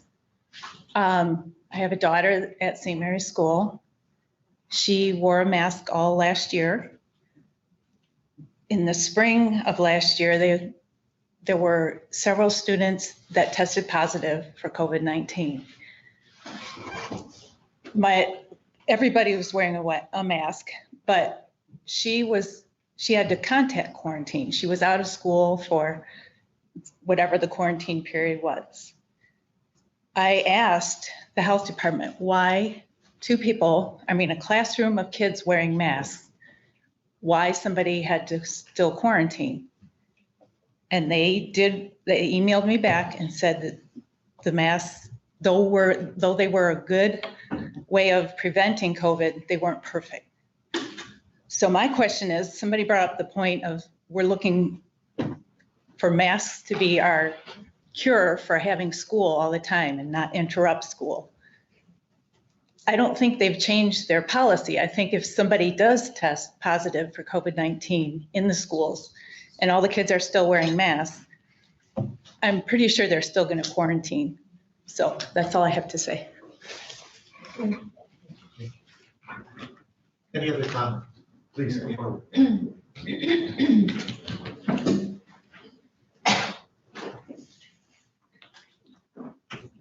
Liz Mogenberg, Casson Township. I don't know, I'm emotional. I'm not pregnant, so I guess I'm emotional because I'm not a doctor. I don't have any letters after my name, but I am a mother. I have 4 beautiful, healthy children. And I would say that last year, my youngest is 2, so she's not in school yet, but it affects all 3 of my children. My oldest, he suffers from headaches every day. And I know that as a parent, it is my choice to homeschool him, but he needs the social aspect of school. Every day he comes home with a headache. I don't want to give him medicine. I'm not into medicine and all that. But what do you do when he comes home with a headache every day? My second oldest, he's 7. He just turned 8. I just saw a completely different kid last year. Behavioral things, he was just acting out, things he didn't do before school. I know that's part of being a kid, but just things I didn't know that I would see. Maybe it was a mask, maybe it wasn't. My youngest, he'll be 6 in October, and he has a hard time speaking. I don't know, he goes to the special, he meets with a speech therapist. How do you learn how to form your mouth when you can't see your face? He stutters. He calls them his butters. His butters are, his older brothers. Where are they? He talks like that. And how does he learn how to talk with the mask? My whole family got COVID last year. My dad is in poor health, and luckily we made it all through. But they're such these children, they don't deserve to be masked. I also coached on the varsity basketball team and the assistant at Glen Lake. And I saw it affect the teenage girls. I had one girl would constantly come to me dealing with anxiety, dealing with depression, dealing with teachers only caring about their mask on their face. Times when she'd be wearing her mask, her face would be covered with her mask, and she'd have her back to the teacher, and the teacher would be like, so-and-so, put your mask up, and she'd turn around and she has her mask up. Teachers are so I know that's not on you guys, but that's just how our world is. Another girl, amazing basketball player, great athlete. During last year's season of basketball, she's in great shape. She started having these anxiety attacks and couldn't breathe. Turns out she went to the doctor and she needs an inhaler. I know that that's possible without a mask, but she was completely healthy before this. Now she has to take an inhaler to help her breathe. And she has these anxiety attacks often. So it's just really hard for me to sit and to mask my child when I know that's not what's best for them. So thank you for your time.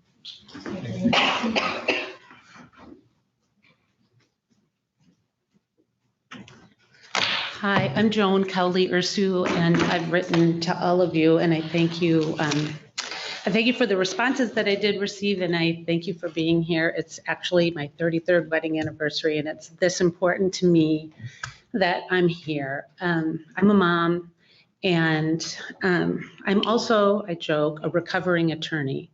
And so when I did receive a couple of the replies that said, there's really nothing that we can do, all the alarm bells sort of went off in my head, because we are a constitutional republic, because we elect, because we rely on those we elect. And what I did come to find out in doing some research and also having further conversation is that we are really in a very uncharted waters in terms of how dangerous this is right now, in terms of our rights and our ability to rely on our local elected officials.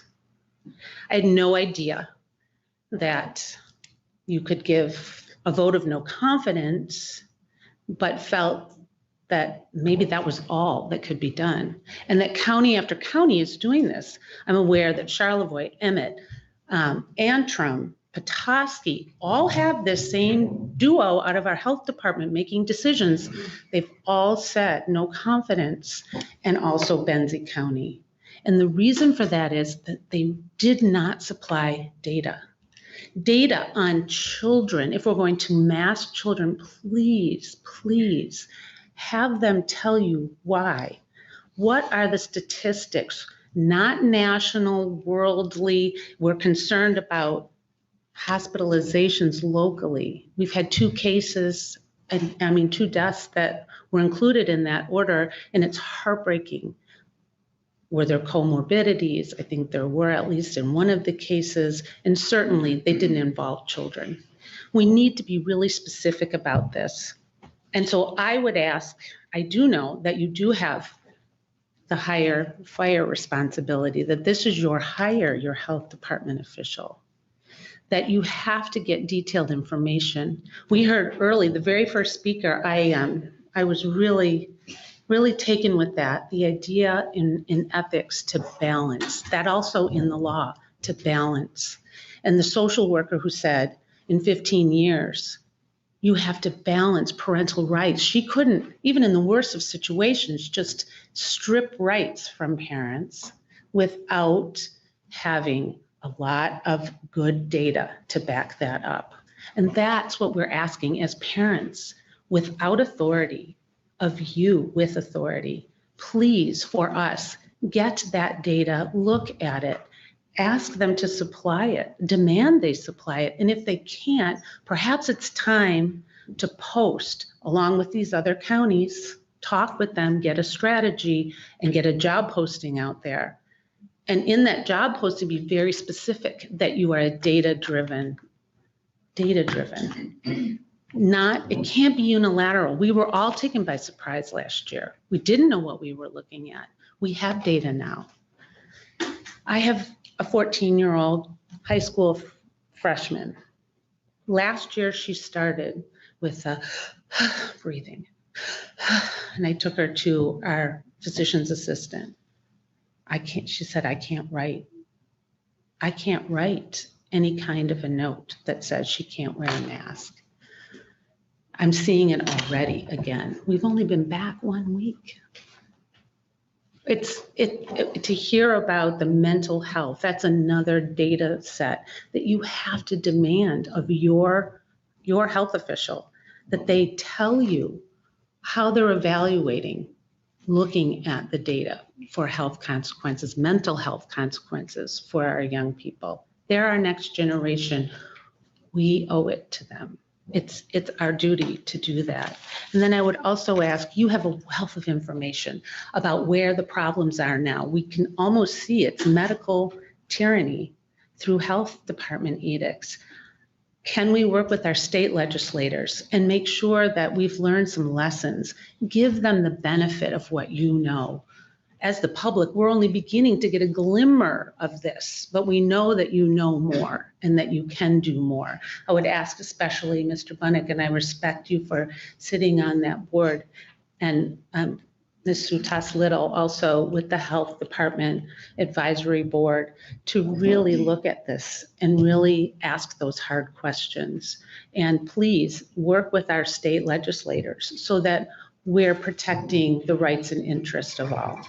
Okay, and I thank you. I would just, in closing, say that I am a St. Mary's parent, and we pray, and I pray for you. We're admonished in the Bible to pray for those who have authority over us so that we can lead peaceful and quiet lives. And that's what we'd love to see. Thank you. Thank you.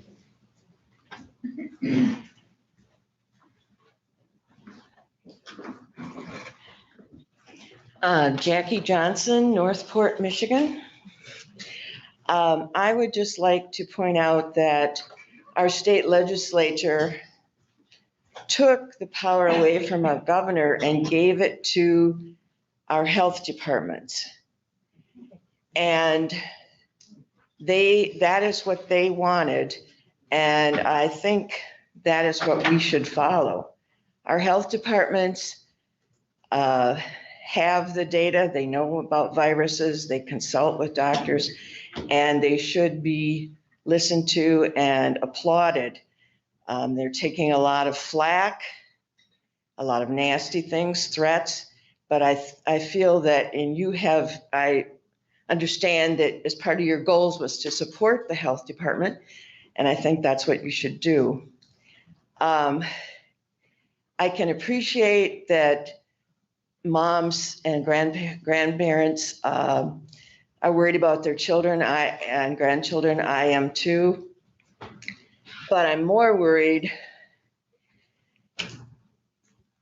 I've seen kids at home, and they are not what I've seen and what I've helped people, kids, it's very difficult for most of them to learn. To be in school is better. I think we can, if they have recesses, if they have timeouts, that kind of thing, outside, I still think it's doing way more good than bad to wear masks. Thank you. Thank you. Any other comments? Matt Schluter, Leland Township. For me, it's basically a personal rights issue. I think they could have recommended masks. So anyone who wants to wear a mask, wear a mask. You want to get vaccines, get all of them. Do whatever you want to do, but do not take our right away to have our choice. That's it. Thank you. Any other comments?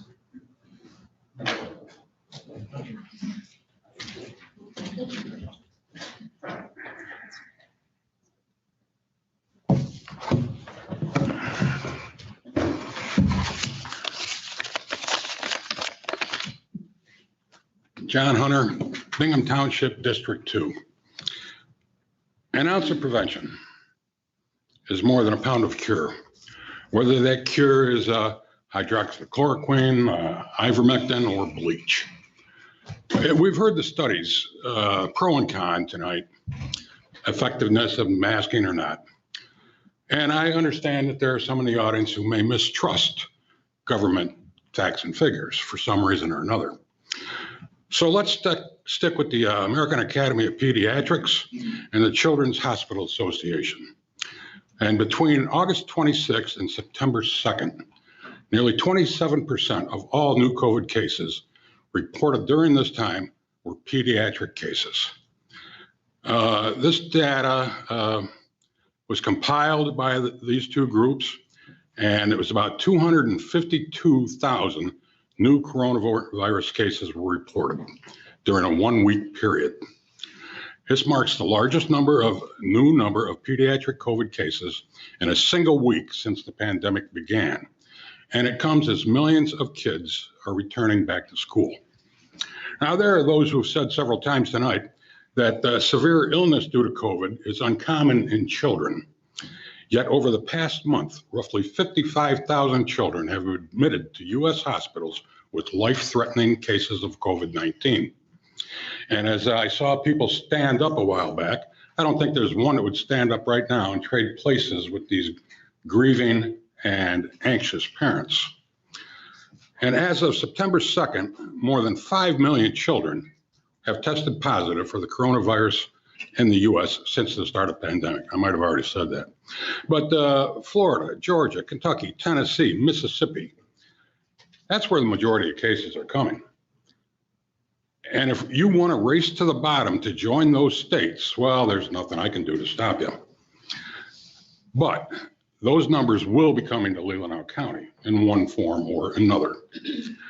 Now, there was a drop in child COVID cases around June 8th, yet the cases of last week are roughly 30 times higher than that total that was reported back then.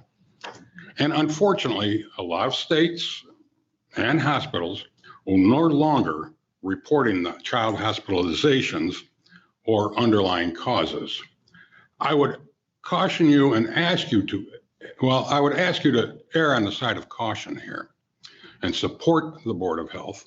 We do not need these numbers in Leelanau County. We don't need to put a single child at risk, whether it's going to be a death or a life debilitating illness that's going to carry them on, because they really don't know yet. And I don't think anybody should have it on their conscience that they have been instrumental in harming a child. Thank you. Please.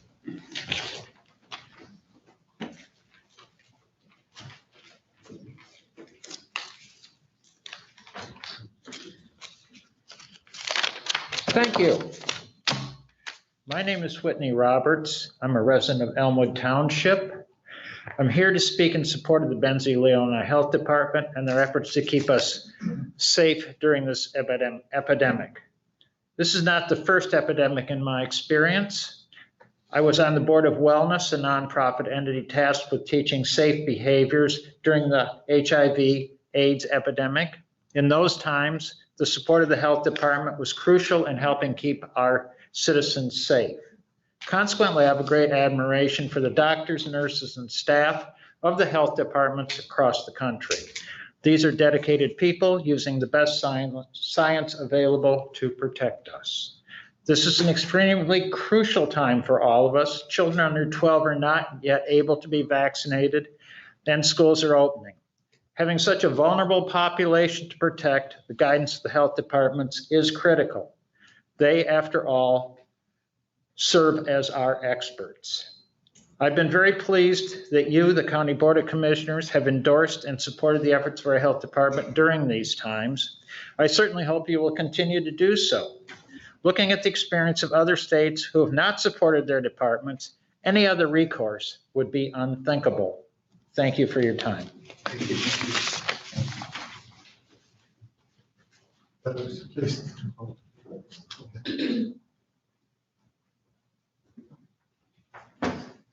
Mark Grant, Sons Bay, Bingham specifically. Hey, I'll keep it short because I know it's getting late. Two things, sorry for my ill preparedness. As of about 7 hours ago, I was tromping through the mountains of Colorado looking to kill something with 4 legs. Two things of note. Number one is the appeal to science I've heard regularly tonight. I find it comical of the appeal to science when the same group that wants you to appeal to science denies there's 2 biological sexes. That includes a recent statement by the AMA. Sorry, Doc. The appeal to experts.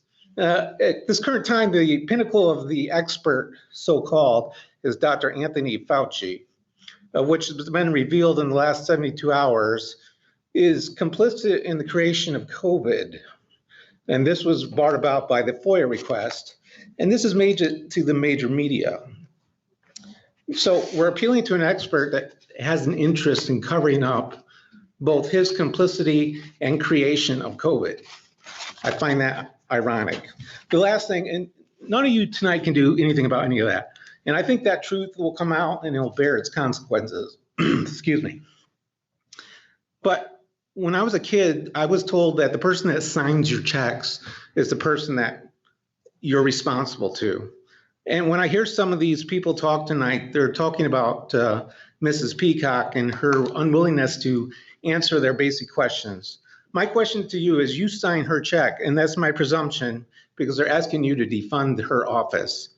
What questions have you asked her? Have you brought her before you? And why isn't she here tonight to ask their questions? She is an employee of yours that is failing to answer their questions. What are you doing about that? That is in your power. Thank you. Thank you. Any other comments?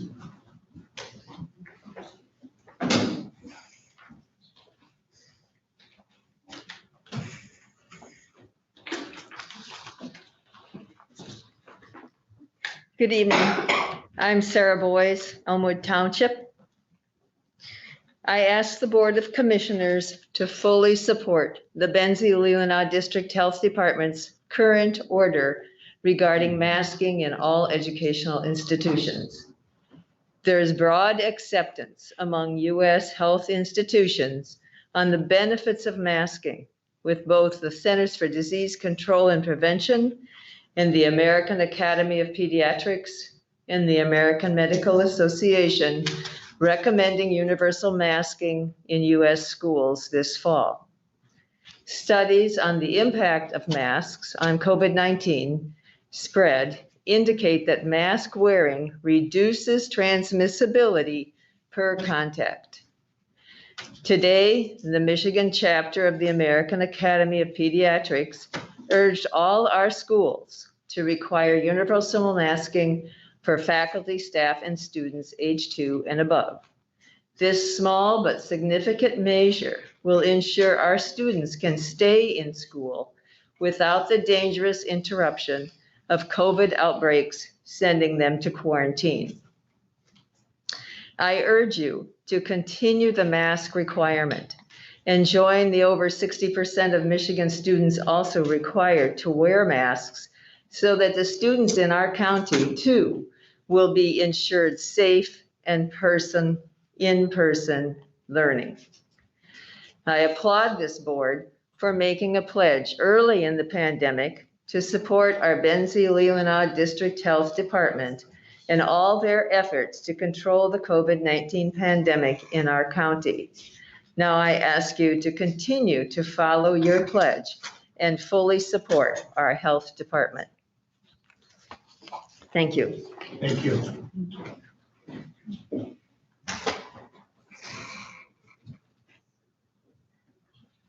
My name is Jelana Schaub. And after today, I'm kind of famous. I'm in the paper. So I wanted you all to see my face, so you know who I am. That's kind of why I came up here. I had this beautiful letter that I was going to read to Lisa Peacock because I expected her to be here. Can I ask a question? Am I allowed to ask you guys a question? Will? No?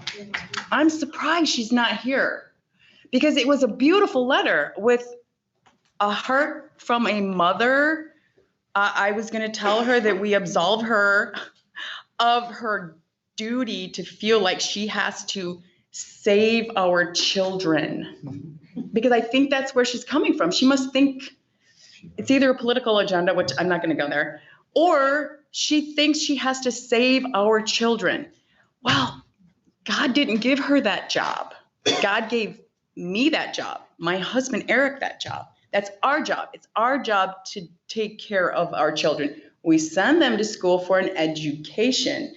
And if anybody would like a copy of the cease and desist letter that I have written, I am happy to hand it over to whoever wants to get their email to me, which Mr. Carlson was kind enough to put a little bit of it in the paper. And he tried to make me look bad, but he didn't. It's fine. Anyway, I just wanted to say I was going to read her this beautiful letter, just, mother to mother, woman to woman, patriot to patriot. And she's not here. So maybe I'll just mail it to her. I just feel it's really sad. So I would also like to, no confidence, she needs to go. She doesn't really support our children because that's our job. We're parents. It's our job to deal with their health. Masks and all these parents crying. You guys don't need tissues up here. You need them back there in the seats. Thank you. And I think you know how to spell my name. Any other comments? Are there any out in the hallway? Yes, please. Hi, I'm Laura Tarson from Solon Township. I have 6 children, and several of them graduated from St. Mary, and a couple of them have endured the 18 months we've all endured. So thank you all for being here, for doing a special meeting, because that is really, really showing that you care and are considering all sides of this. I'll try not to blabble too much because I can do that. I can get off track. But I just, and the data and the numbers, those are really hard things to bring up because everybody's sources are contradictory right now. And I'm not an expert on either side, but I just tend to try to get myself to logically go back to some really basic, fundamental elementary science. I just remember learning in elementary school that we breathe out, or we breathe in oxygen, it's very important, and then we breathe out carbon dioxide, and we're not supposed to breathe in carbon dioxide. So if we put a mask over our mouth, it just makes sense that we would be breathing in the carbon dioxide we're supposed to expel. So that's very simple math. So regardless of which person with lots of letters after their name says one way or another, that's what I remember learning in elementary school. Another point I wondered and I wanted to ask is who really has the authority to make orders or laws that we're all supposed to follow? And I hope you will consider that, like really getting down to what the truth is on that.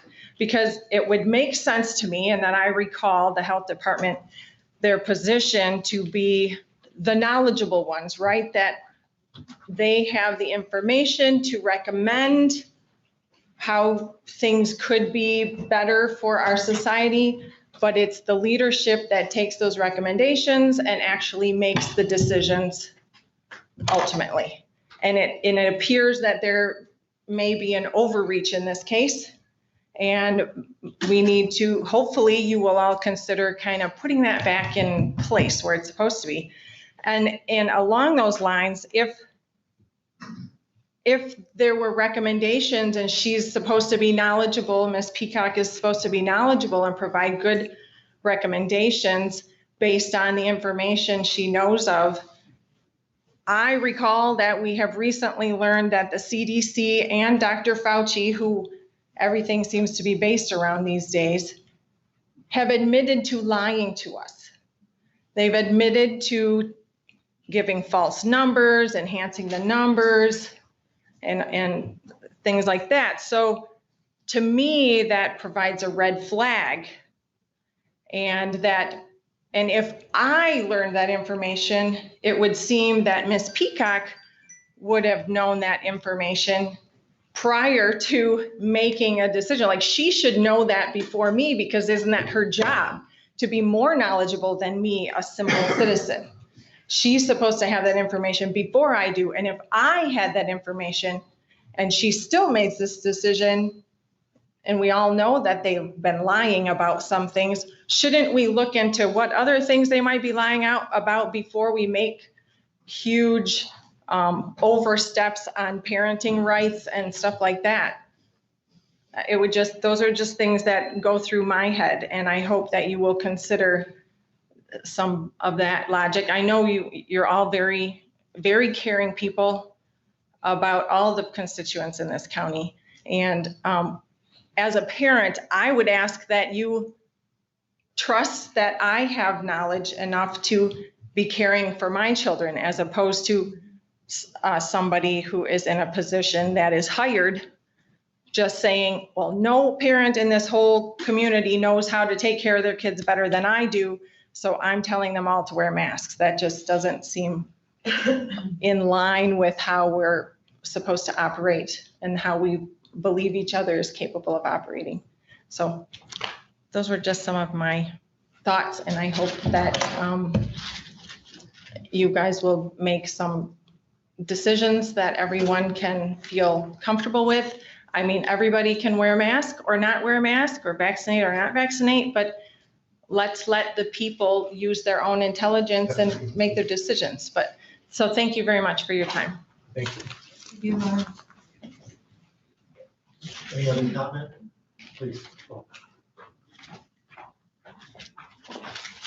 My name's William Bailey. From Casson Township. The one point that I want to make is, well, I don't support the health department for sure. But after going to many parent meetings for all the schools, Lake Leelanau, St. Mary's, Glen Lake, and whatnot, there was one thing brought up that really struck me, and it struck me again today because my daughter said something. You can go to school without a mask if you have a doctor's note. So if you have asthma, okay, anxiety, anything of that nature, you can get a note from your doctor not to wear a mask. Now, these are underlying conditions that if my child got COVID, it would be more extreme. So I don't understand how you can get a doctor's note with a medical condition not to wear a mask. What sense does that make? It makes no sense to me. So healthy kids have to wear a mask, but if you get a doctor's note, you don't have to wear a mask? That makes no sense.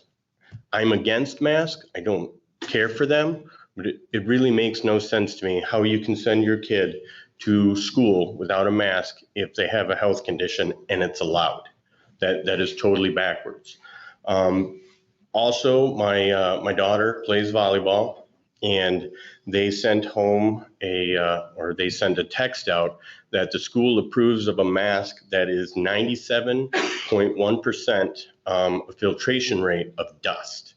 Okay, so they're approving a mask that doesn't even 100% stop dust, and they're allowing these kids to play in school. Once again, this makes no sense to me, how they're allowing the kids to wear a less productive mask. So is it really about anything but just the mask? I mean, there's so much money in everything. Like the lady said earlier, the money involved. Is it more about just making them wear a mask because nobody wants to be wrong that's, medically in charge? To me, that's all that it seems to be, is they don't want to be wrong. They want everybody to be vaccinated, even though we all know that the vaccination is not 100%. It has been said that you can still get it, you can still carry it, you can still pass it, even with the vaccine. So I don't understand how a vaccine is 100%. I've heard people talk about a cure. There is no cure for viruses. You're allowed the flu shot. You get the flu shot, but what is the percentage of the flu shot being successful? 40%. Okay, 40%. So what does the vaccine really do? The curve has been flattened. It was mentioned earlier that the kids played all summer. I have 3 kids, and they all hang out with their friends the whole summer long.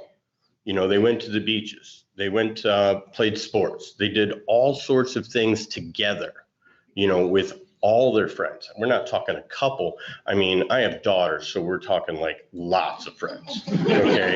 We're talking, boys, we're talking girls. I mean, everything. They traveled everywhere together. My son's 18. He's a good kid. He drives his sisters around with their friends. Okay. And they go to different places.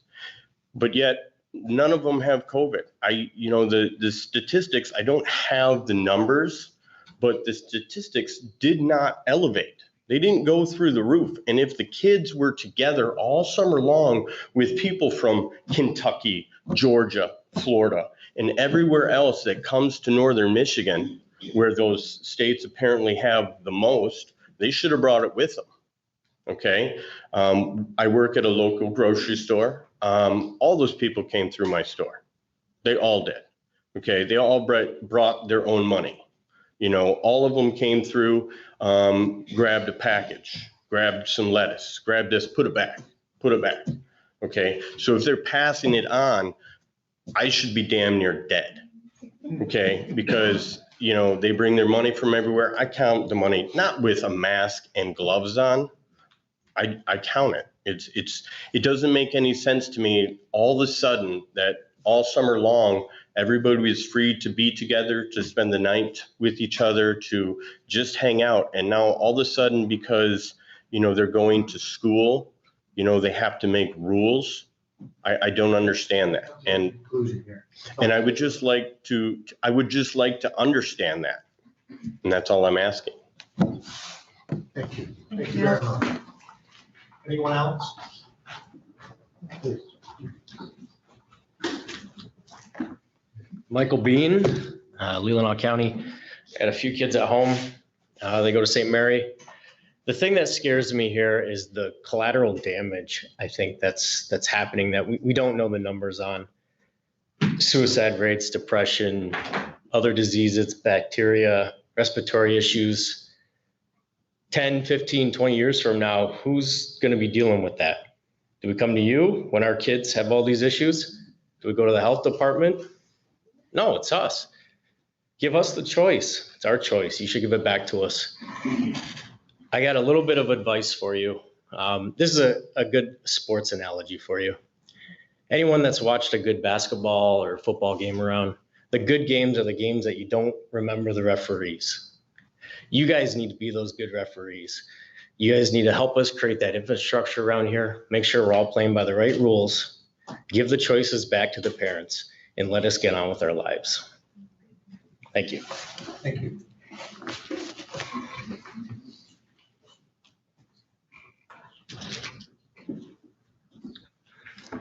Good evening. My name is David King. You heard from my wife earlier, Hilary LoomisKing. I don't want to talk this evening about masking in schools and your authority to do anything here. But what I do want to say is the COVID's impact on healthcare providers is palpable. And its impact on healthcare providers' families is palpable, in addition to those who have gone through it in whatever capacity. And so all I would ask, as the commission decides whatever it wants to do, is to find ways to continue to support healthcare providers and their families as we are dealing with the pandemic, and use your authority to do that. That's all I have to say. I appreciate your time. Thank you. Any other comments? Please. My name is James Thorson. Last name is spelled T as in Tom, Horeson. Lots of passion here, lots of unknowns. I think some of the concerns that I know with my circle of friends is, where does the authority lie in living our lives? So we have a health department that has mandated masks for our children in school. In my life here that I've lived so far, I don't ever recall the health department mandating anything for any reason. I mean, there's many, many things that happen every year with sicknesses, but the question that I have for the health department and for this mandate is this the last mandate? I mean, could they mandate other things? You know, what effect do they have over our lives?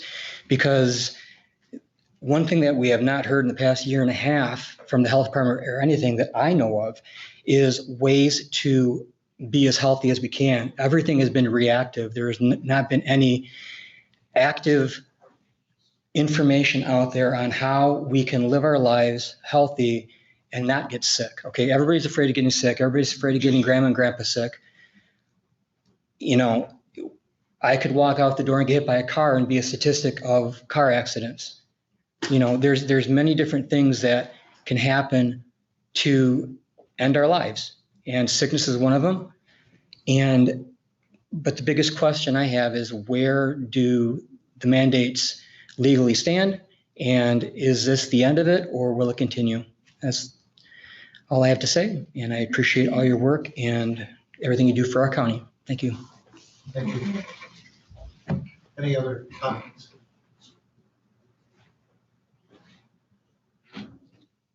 This is gonna be short and sweet. My name is Renee Marie Hobbins, and I have a daughter at St. Mary's School. And I just want to say that no one loves my child more than me. Nobody. And I will do anything to protect her. I don't want anybody telling me how to raise my child.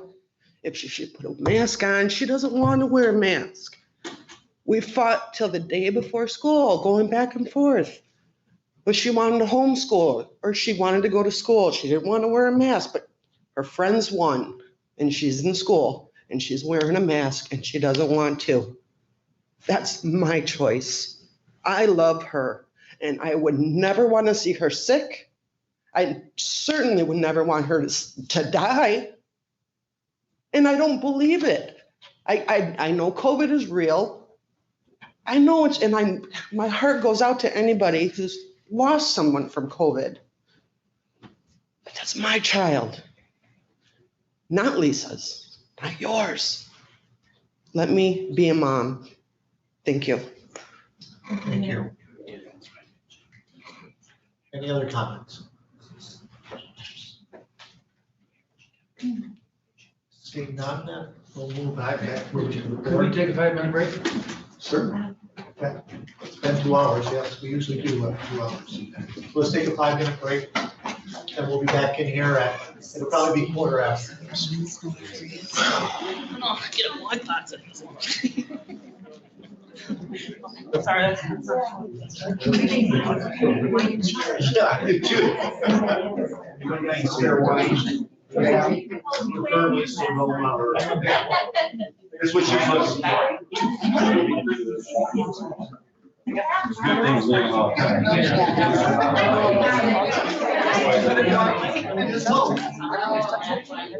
no, that's what I saw. So everybody.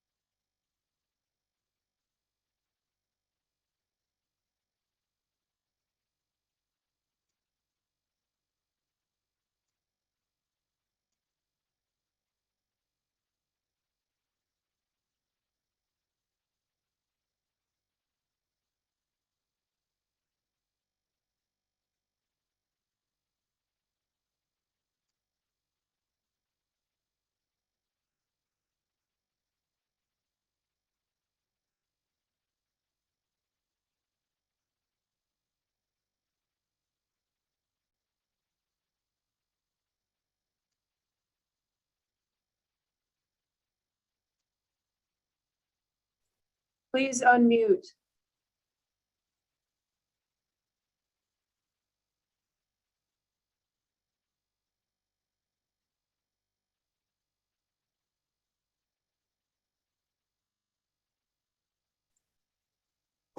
Please unmute.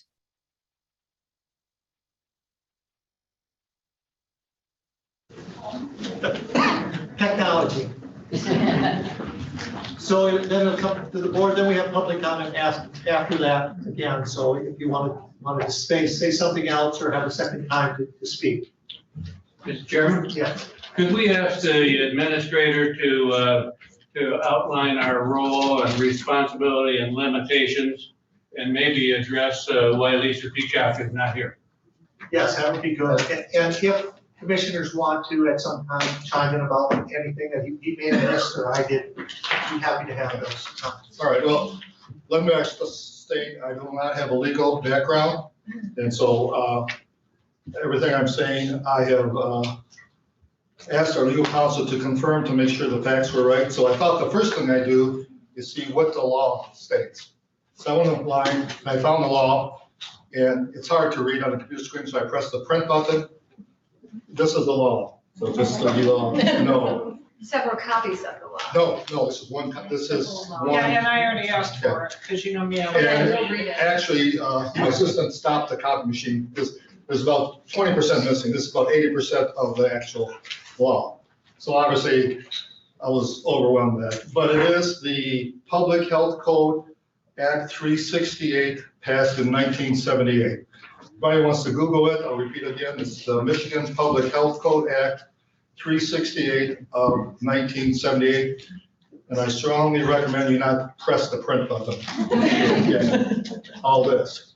And then, so I called our legal counsel just to, because I've done a lot of research. I talked to the Michigan Association of Counties for their input, because this is an issue statewide. And many of us, we're not expert in this law. We're not familiar with the law. So I talked to our legal counsel. Our law firm represents the vast majority of counties in the state of Michigan. The counties that have other law firms, I believe there's 4 of them, at least 4 that I know of. Their attorneys all have said the same thing, basically. There's not been a successful legal challenge to this law, so this law is in effect. In the law, and I'll give you just a brief summary, it does give the sole discretion for health order to 2 individuals. One is the state of Michigan health officer. The state of Michigan health officer can issue health order for the statewide. The other one is county health departments have the authority, the director, to issue health orders in their area of jurisdiction. So in Leelanau County, it's Benzie and Leelanau County. Some counties have 4 counties health departments, like the one up north. Grand Traverse County has their own, which is actually a department of the county. Our health department is a joint venture with the Benzie County, and therefore they have their own board of directors. So the health department does not report to this board of commissioners. We appoint 6 people, by we, the board members, appoint 6 members to their board. Benzie County appoints 6 members to their board, and they elect their own chair. I'm sorry, 6 total, yes, I'm sorry, 3 to 3. So our 2 representatives are Commissioner Soltis Little and our chairman, Mr. Wellman. And then there's 1 from the public. So yeah, 6 total, I misspoke, thank you. 3 from Leelanau, 3 from Benzie. The health department official has the sole authority by law to issue a health order. It cannot be rescinded or modified by either the county board of commissioners or by the health department board. It is strictly up to the discretion of the health official to issue a health order. There's been no legal challenge to that as of now, to that order. It does supersede the school board by law. The school board, there's been some talk about how the governor issued a mandate to allow school boards to make that decision. There was no mandate from the governor. She stated that she allows school districts to do that, but the health department supersedes the school district's decision on this issue. So school districts have to abide by it, because I know school boards have taken a lot of criticism and heat, but truly the health order issue supersedes that. The second question that came up, can the county board defund the health department?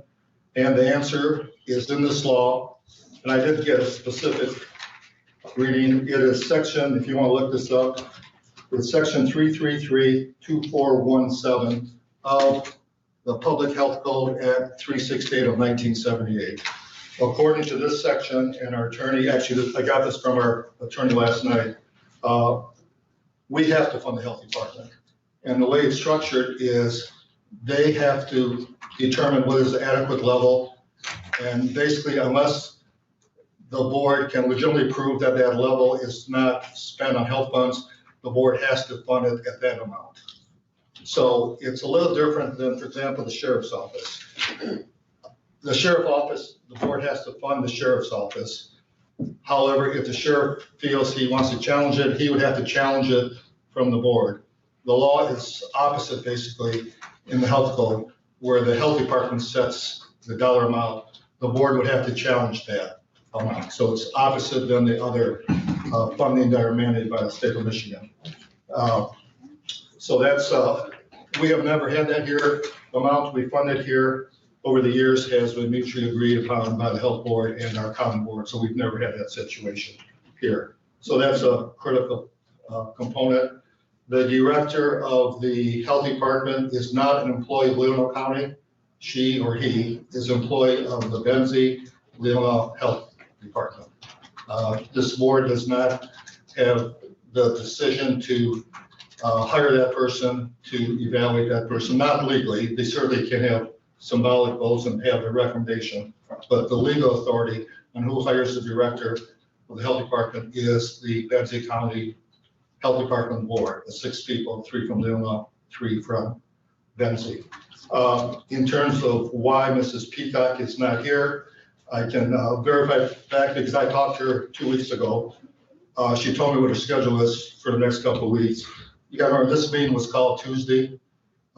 She had a long-term commitment. She's out of the state of Michigan, and she had that planned for at least 2 weeks because she actually told me about this 2 weeks ago before I knew there'd be a health order or before this meeting was scheduled. So I can verify the fact that she did have a commitment that has taken her out of the state of Michigan that she obviously planned weeks ago, and this meeting was called Tuesday afternoon.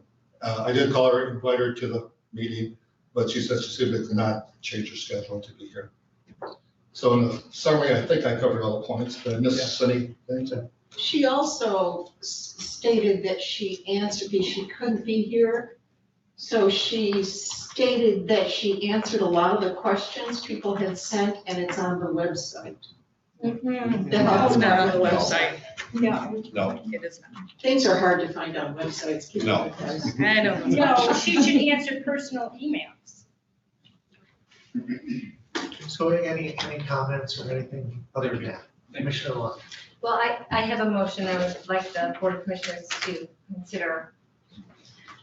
I would move that the Leelanau County Board of Commissioners request Lisa Peacock rescind her mask mandate and recommend an optional mask platform for K through 12 schools in Leelanau County. I'll support. Go ahead, Commissioner Lund. Obviously, we've heard from a lot of people on this issue, and we've heard from more that are in this room tonight. And I could go on, I could talk about this issue for hours and touch on many of the great points that were made here tonight. But a lot of them have been said, but some of the most severe issues were really just glanced off or barely touched on, and that's the emotional well-being of our children that are being forced to wear masks. Not only do we not know the long-term health effects of what's in those gross masks, as we know, they found all sorts of bacteria and things in those masks when they've looked at them. But I'm concerned about the children we've heard about that are wearing those masks and breaking out so badly, and then becoming too emotionally unsecure to handle life at that point. And that concerns me so much for our children. For the kids that lips were cracked and bleeding all last winter because they were just kept under those masks for so long in that moist, horrible conditions under those masks, and wouldn't heal because it was repeated. And I could just go on and on. This is a horrible thing. And my motion allows the parents to make these decisions for their children. It's an optional mask platform. If a parent feels strongly that they want their child to wear a mask, by all means, they can put their children in a mask. That is a parent's decision. But for a parent that does not want to put their child in a mask, that is also their decision.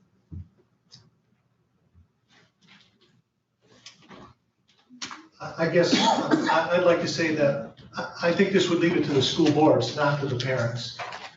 If she was to remove that mandate, it would actually still go back to the school boards. It wouldn't go to the parents, even at this point. So just so, you understand if that happened. But the school boards are elected and they will be, they're elected by the, at least they have to be accountable. Yeah, and I would say as a health board member, I was disappointed that I did not receive any kind of meeting or anything to ask or ask the opinions of people who are on the health board who are supposed to be advising her. So that was a bit of a disappointment. So I did email her and asked her what metrics she was using and, to make this decision and what metrics she was using, that way she would rescind it. And I have not received an answer back from Mr. Yes, Mr. Lewis. Well, I don't believe that we'll change many minds one way or another tonight. And I did bring my own motion that I didn't have a chance to make tonight, but a month or so ago, Mr. Chair, I suggested that we write a resolution of support for the health department for the fine job they were doing. I prefaced that, and I'd like to read from my resolution that I prepared. Now therefore be it resolved that the Leelanau County Board of Commissioners supports the ability of local health officers in our state to make decisions to protect the public health based on the best scientific information available and free from political pressure. Be it further resolved that the Leelanau County Board of Commissioners condemns any attempt by elected officials to use political pressure to coerce the decisions of local health officials. And I believe that's what we're doing. We did establish a goal as a total commission. It was unanimous to support the health department in addressing the COVID crisis. Now, for the first time, we get some political pressure to say we want to second guess the experts. We're ready to vote on a resolution that condemns Lisa Peacock and her effort. And I think it's not right. We are not the experts. The school boards are not the experts. And I frankly believe that the school boards don't want to be put in the position of having to make that decision. I've worked in the schools and I know that I wanted the health department to help me deal with the evidence that they had to make wise decisions. And health departments in our country for a long time have talked about vaccination and immunizations and all sorts of health standards. And we always have allowed the health departments to do that, and that's what we need to do. I'm not an expert. Commissioner Lautner's not an expert. None of us are experts. Lisa Peacock and Dr. Meyerson are experts. We need to let them do that. We need to support the goal that we established. We can share what we heard tonight with Lisa Peacock, and we can ask Lisa Peacock to address that. But we're not in the position to do that, and we shouldn't be doing that. So I certainly will not support the motion that's on the table. Mr. Elmer. First of all, I want to say that it's good to see faces for some of the letters we got. So I'm very heartened that people are here. And when I listened, I hear that you feel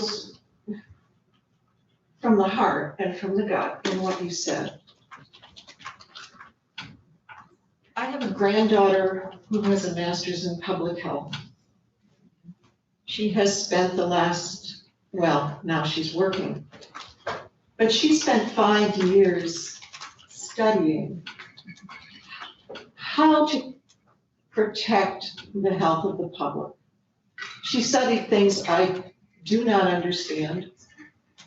She took classes I don't understand the content by the titles, and I respect that. I thank our healthcare professionals for their concern, for their care, for their dedication to the public health.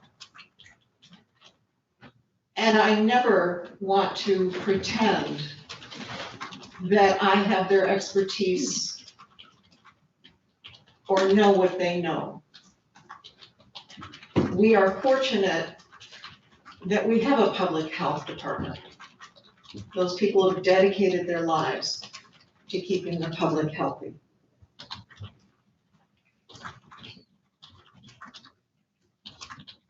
Over 1,000 schools have closed since schools started. I have another granddaughter who was a senior last year, and she came out of a 1.5 years being at home on Zoom with depression, anxiety, suicidal thoughts. She desperately needed to be in school.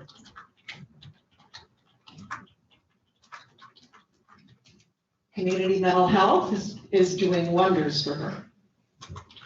And I appreciate those services.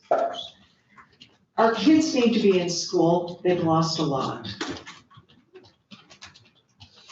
They don't need to be home on quarantine. They don't need interrupted educations. And our health professionals have dedicated their lives to knowing what is best for all of us. Part of the greatness of this country is we've always been willing to act for the common good. We can't be selfish. We have to act for the common good. So I appreciate our healthcare professionals. I want to honor what they've done. I appreciate it. They have our long-term best health in mind. Masks are a pain in the butt. They just are. But I love one of the letters I got, a woman quoted a mother as saying, "What do superheroes do?" to her little boy. They help people. And he put on his mask, and he was Superman. Kids are adaptable. Even if they don't get sick, they can take the virus home, give it to their mothers and their grandfathers and their grandmothers. We have to act for the best interest of all the people. So I heartily support the work of our health department. I'm grateful we have one.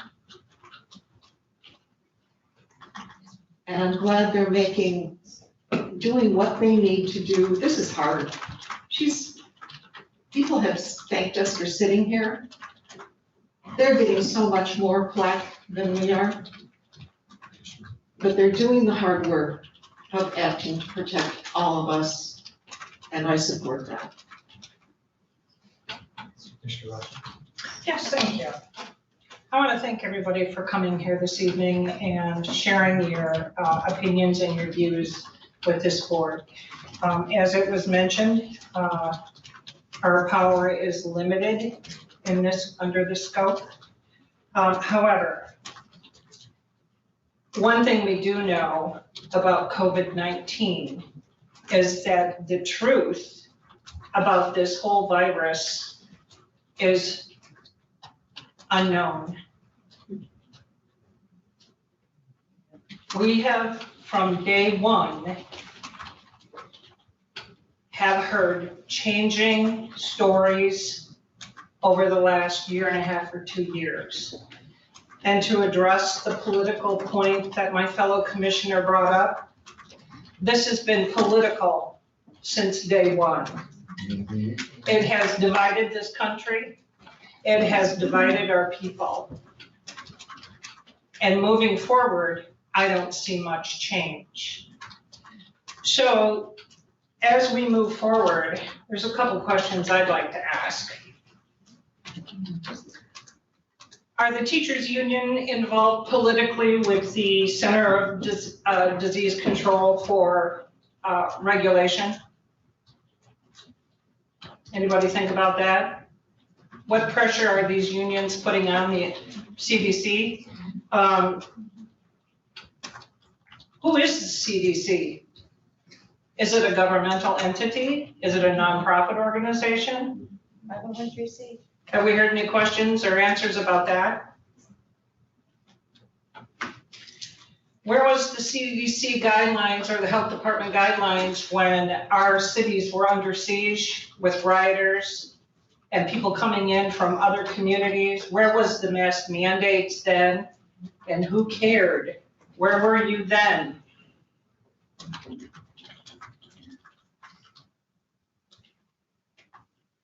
I hear very little about encouraging each and every one of us to look to behavior that may boost our own immune systems. That's your best defense.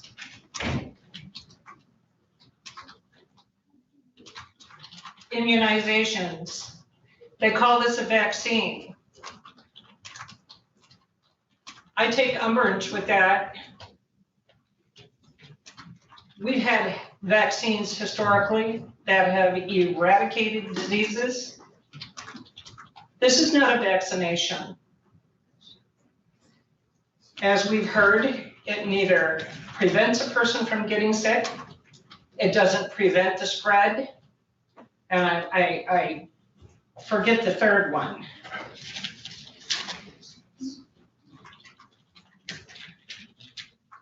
It's not a vaccination. It's a flu shot, nothing more. Statistics are coming out now about, if you've had the first jab and the second jab, statistics are coming out about your third, your fourth, and your fifth jab. And the consequences of your own system and the reaction to upcoming vaccinations. Something we need to all think about. I am not an anti-vaxxer. I am a proponent of freedom. Freedom for our people in this country to make decisions for themselves. As far as Lisa Peacock is concerned, I can't help but think that she's trying to do the absolute best with the information that she has. Now, does she have all the right information? Does she bother to look for the right information? Does she ask the questions? I don't know that. My other concern is when you start reading the law on this, it's somewhat vague in some sense. She does have a lot of power. And if I may suggest to you all, your state legislators may be able to help you a little bit more, because maybe this rule or these regulations need to be revisited. It's been how many years since we've been in a pandemic? So maybe it needs to be revisited on how and who has the authority to do what.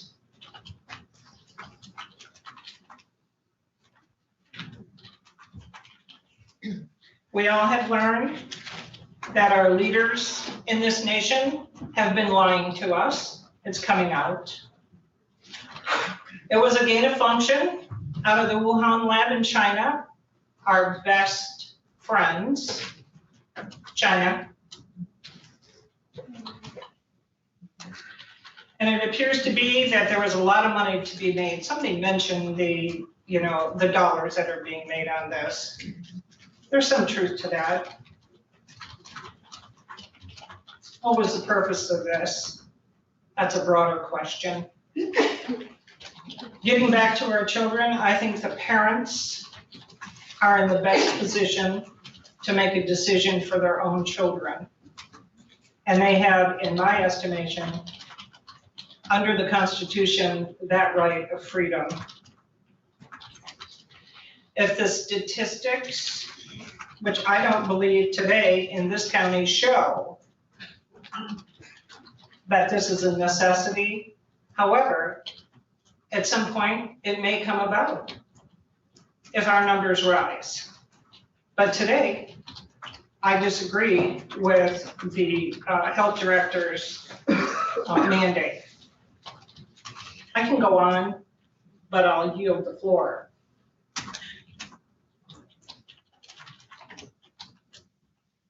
Go ahead.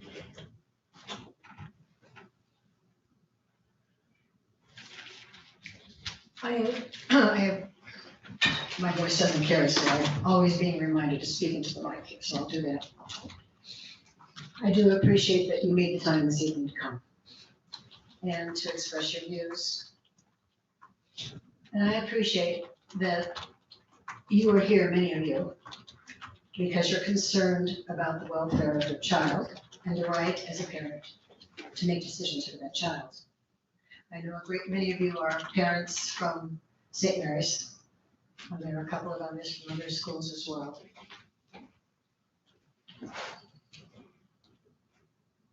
You want to decide whether you should mask or whether your child should mask as a parent. And having that right to make that choice. And I should tell you that there are a vast number of parents who are equally concerned and believe that they have the right to be assured that their child goes to school in a safe environment. And they have that. So we kind of have competing rights here. There's no question that you have the right to make a choice, but with choices comes consequences. And what our health officers attempting to do is to avoid the consequence of our children getting sick. And trying to see that they remain in school. And I know that's not something you want to hear. I am on the health board. And I've had the privilege of working with Lisa. And this has been such a challenging time for our health board. They have put in countless hours, draconian number of hours, while the rest of us were home, trying to be safe, trying not to spread this COVID. And because of the effort of not only our health department, but our health providers, in Leelanau County, we only had 18 deaths so far. Actually, I think there was one more reported this week. But compared to the rest of the counties, it was incredibly good. And that's because we owe a lot of that to the plans that our health department put in place and we followed. If you think back to the very beginning, February, January of 2020, when this thing first came out, we were working together. The whole nation was talking about how can we beat this virus. And then some things got in the way and everything divided. And that's a shame. This is not a freedom issue. This is a health issue. The reason she has made the choice that she's made is for the greater good to maintain the health of our community, because that's the responsibility she's charged with. And that's the very reason why the law gives our chief health officer the responsibility to make that choice and that call, because she, and with consultation with Dr. Meyerson and with other health officials, knows the best information and what is going to serve the whole of our community the best and to keep us safe. And this is a hard job. I don't envy her, but she's done it incredibly well, and so has Dr. Myerson and all of the staff in the health department. And they, along with our health officials, are beat down because most of the cases they're seeing now are unvaccinated that are in the hospital and being, yes, they are. No, Yes. that's a bull. No. I'm not gonna challenge, let's not get into a discussion. You can find the figures for yourself. And I know there's a lot of opinion here and a lot of different data that's been thrown out. Everybody has their sources. But my point is that the decisions are being made are for the good of the community as a whole. And I hope that we could get back together to pulling together. And there is a lot of, if you get into personal health, there's a lot of good information on how to maintain your health and stay healthy that the health department has provided. You've got to get out of the COVID section and go look at some of the other pages. But I support the health department's decision. I support the decision of our health officer. I think it was the right call. I think it was a very difficult call for her to make. I've had many parents such as you say you hope that you don't have to do masks. I understand where you're coming from, and I understand that you truly have concerns. And I've heard many calls and many comments from parents who are equally concerned about the safety of their child going to school and want masks. So Where were they tonight then? I hope that we can work together on this, but in terms of this resolution, my support is with supporting our health department and helping them in every way to continue to do a good job. It's my turn. First of all, it is about choices. When I say choices, when I first got elected, it was my choice to wear a mask up here. I didn't do it for political reasons. It was my choice to get vaccinated. I have some concerns what's going on here. Yes, Ms. Peacock is out of town. She knew she was gonna be out of town. I spoke with two of her attorneys today that called me. Both of them said they didn't want to show up tonight because they didn't want to face the music, what they faced up in Charlevoix. And why isn't the doctor here? She could have sent somebody from her office. So I do have a problem with voting tonight on what's been proposed without hearing Lisa about it. I feel she does have, whether right or wrong, I feel she does have deserved an opportunity. And I don't know, she's not back for 2 weeks. I don't know her schedule. I knew she was not available today. She is our director, and I feel like she needs to be in that chair right there, facing the music and answering our questions. Another thing that I came up or thought of earlier is, where's the venue? We know where it starts, Leelanau County, but where does it end? I just spoke to someone in the audience who's a coach.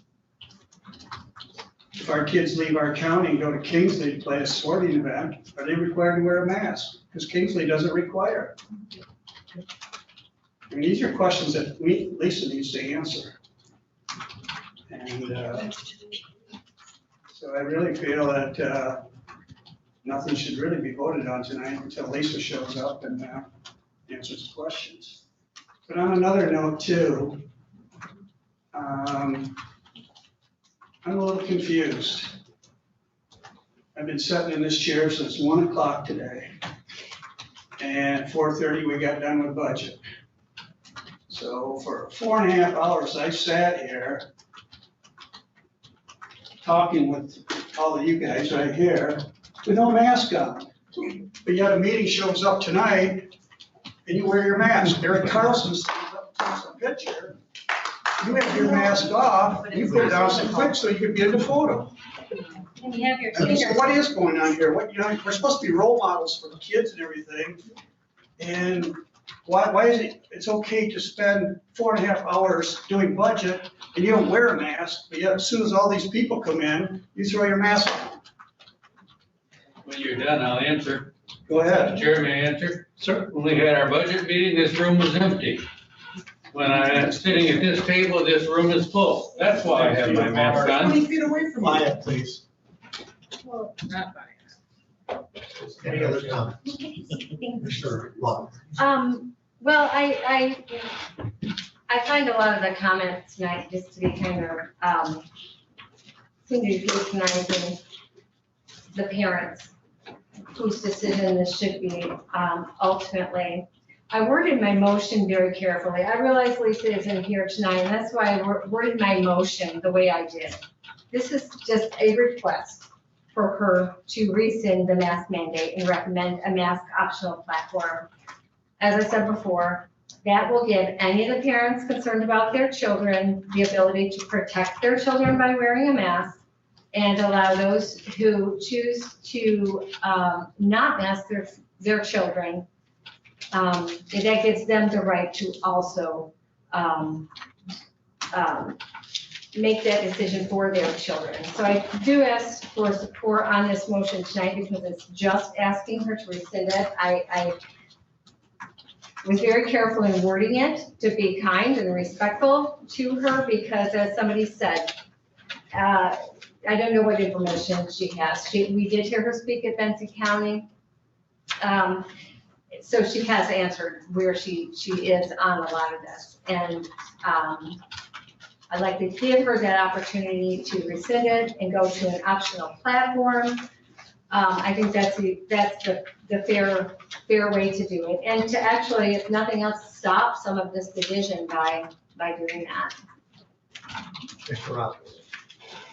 I also wanted to add, I guess if Lisa was here, I would ask her to, bear with me, people.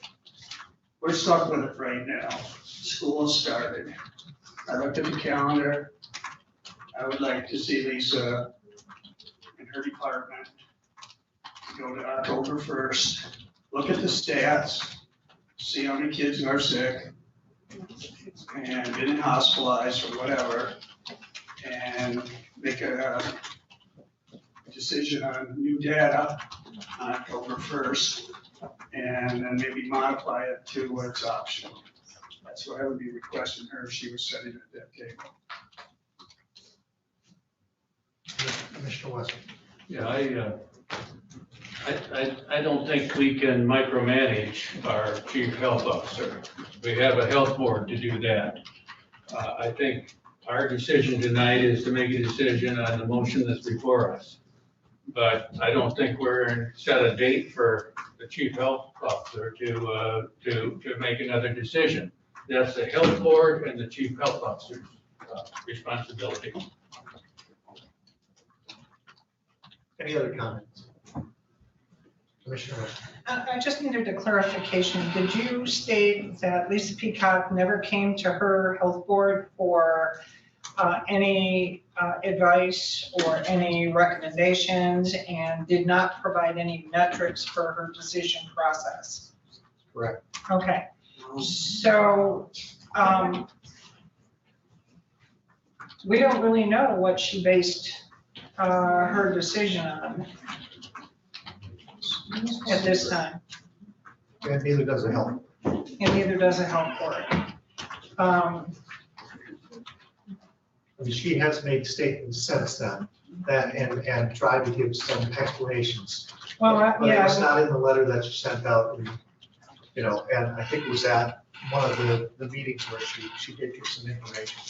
And I do believe I heard something 9 and 10 TV where she was trying to circumvent bullying in school, which I didn't think she had any authority over bullying. That was a school issue, not a health department issue. I will support the motion today. I would like to see Lisa, Ms. Peacock, reconsider, or at least give the citizens of this county some sort of a comprehensive explanation as to her decision-making process. Because here's what we all know.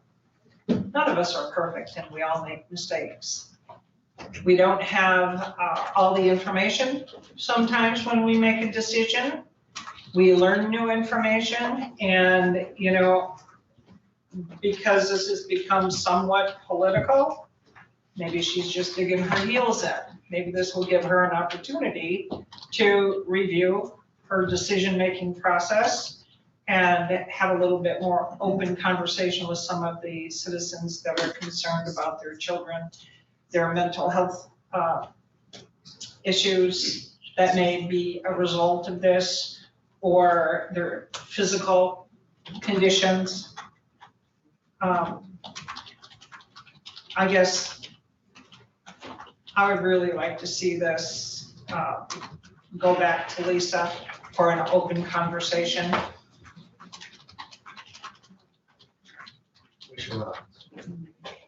Commissioner Wessel, you're right. I don't want to micromanage. What I was privileged to earlier today by their attorney is that she is open to modifying it. She is open to listening to ideas. So that's why I'm suggesting that. Well, that's what I was gonna say. Our health officer has always been open to listening. There is a reason she was given the responsibility and the authority, because our legislators knew that if it went to a board, it would be political. This is a health issue. The health officer needs to make the decision. And that's why she legally has been charged with that responsibility. But she works very hard to hear all, and she's answered tons of letters. She may not have gotten to all of them, but if you've received as many letters as she has, I doubt you'd have gotten through all of them either. But the point is many of them have been praised and some of them are asking for change. She's a very open person. She tries so hard to do what the community needs. And I'm sure that if there's another option that she finds, she would take it. So I don't think it's a matter of her not being here because she's hiding out. She definitely isn't. This is something she had planned. She's certainly been at every other meeting and has talked to people and listened to them and has responded. So, yeah, I think if. Call the question. I don't think you're on. She has the right to speak. Go ahead.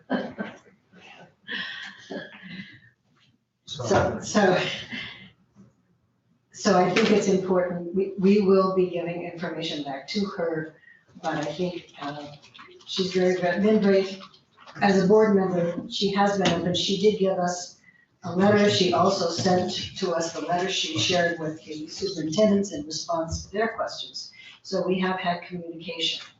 We haven't had all of the data that some of you are asking for here, and I think it's important for us to relay that information to her, and if she has additional data, she will share it.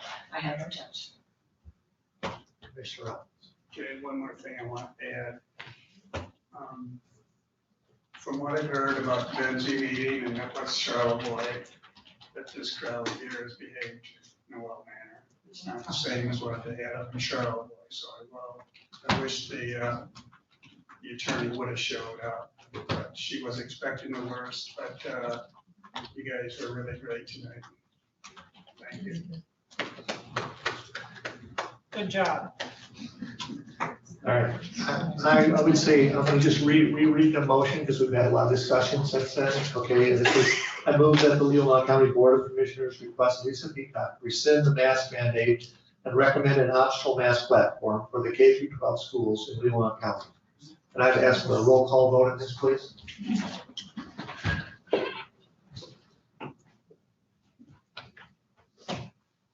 Commissioner Wapner? Yes. Commissioner Robbins? Yes. Commissioner Rushton? Yes. Commissioner Solisford? No. Commissioner Wessel? No. Commissioner Allgaier? No. Commissioner Bonnick? Yes. 4-3. So the motion passes.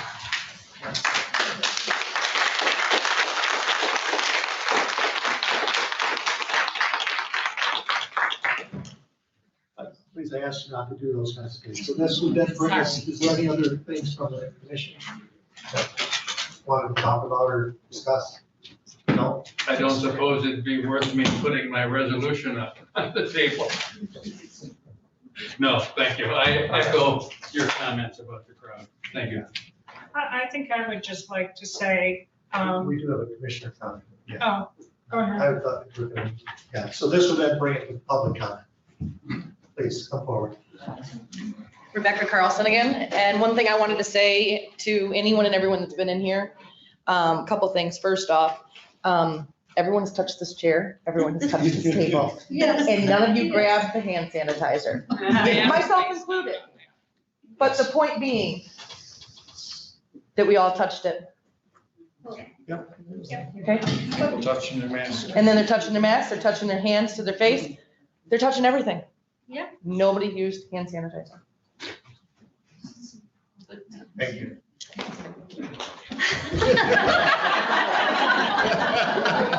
I'm Corey Schaub. I just wanted to thank you for your time. Thank you for being here for us. Thank you for listening to us. Thank you for letting us be, as parents, make the choice for our kids, because I think that's the most important thing.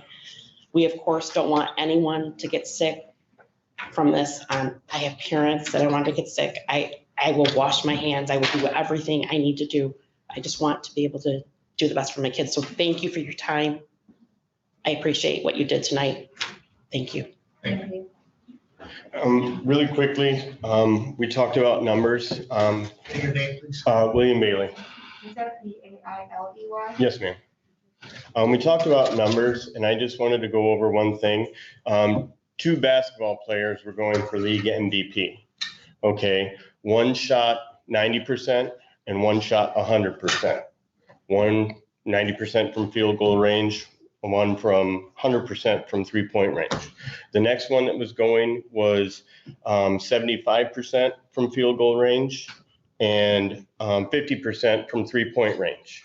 Okay, who do you think would have gotten the vote for MVP?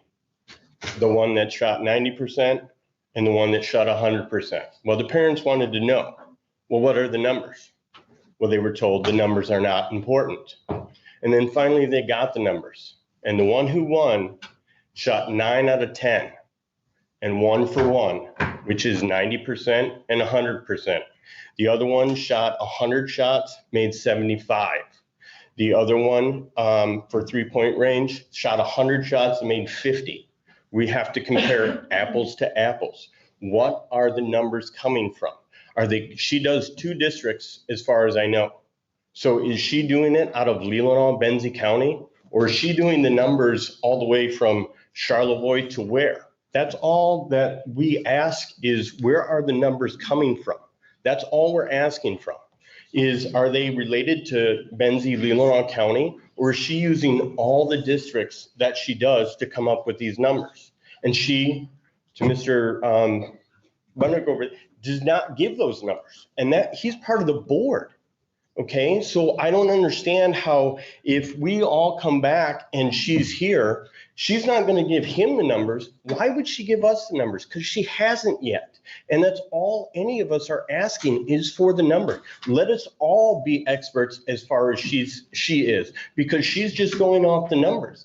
If I had the numbers and they were legitimate numbers, I would believe her and I would wear a mask. But without any type of numbers to make me as a parent an expert, there's no point. That's all I have to say. Thank you very much. Thank you. Thank you, Bill. Any other comments, please? My time is how many minutes? 5 minutes. 5 minutes, thank you, appreciate that. And for the audience, you may want to hear this about Lisa sharing information, because members of the board here, when we met last June, we talked about masks and how they work, and I brought up these RCT studies. I was asked to provide that, and I did to every commissioner. Got my email listing the RCT studies, which is once again the gold standard. Mr. Wessel, you were very nice in your response. I appreciate it, okay? We had a good conversation, and I did provide you that information. Then I asked you, can you please show me your information? Didn't get it, but that's all right. So I called Lisa. Lisa, this is about 6 weeks later after our conversation or our emails went back and forth. I said, I spoke to the board and I was told that you have the information. She says, yes, I do. I says, great. And she mentioned she talked to you, Suze, a little, that you requested those studies, the contradict my RCT studies. She said, you have them. Didn't hear a word from you. So Lisa said, okay, I'll send you the studies. I said, perfect. I'd like to see them because I've never seen an RCT study to date that show that masks work. I said, so when you send me those studies, let's look at apples to apples, like the gentleman said. Show me an RCT study. Nope. Never heard a word from her. Well, I'm gonna email it to you. And then I went to the Benzie County Commissioners meeting last week. And they were asking, let's see the science. She didn't have the science with her. And here she's in front of these commissioners. Every one of these counties that she covers, it was overwhelming support to rescind the mask mandate. Overwhelming. It's just, so you got 60, 70% of the people there saying, rescind it, rescind it. She's not. It's a dictatorship. So much of a dictatorship, she didn't even invite you to a meeting, did she? You sit on the board, there was no meeting. She could have called one in 18 hours. And she could have given that information and have a board. Why even have a board if she's going to ignore the board? Every board I ever sat on, it was an equal decision all the way across. Everybody had one vote. Never happened, did it? She doesn't care what you think. She's going to do damn well what she wants. Where is this coming from? This is coming up top. This is the trial balloon. Everybody knows in politics, there's always trial balloons floated to see what the reaction's going to be. And how do we stop this from happening again in the future? Because this is going to go on for years and years. You signed the Unlock Michigan petition.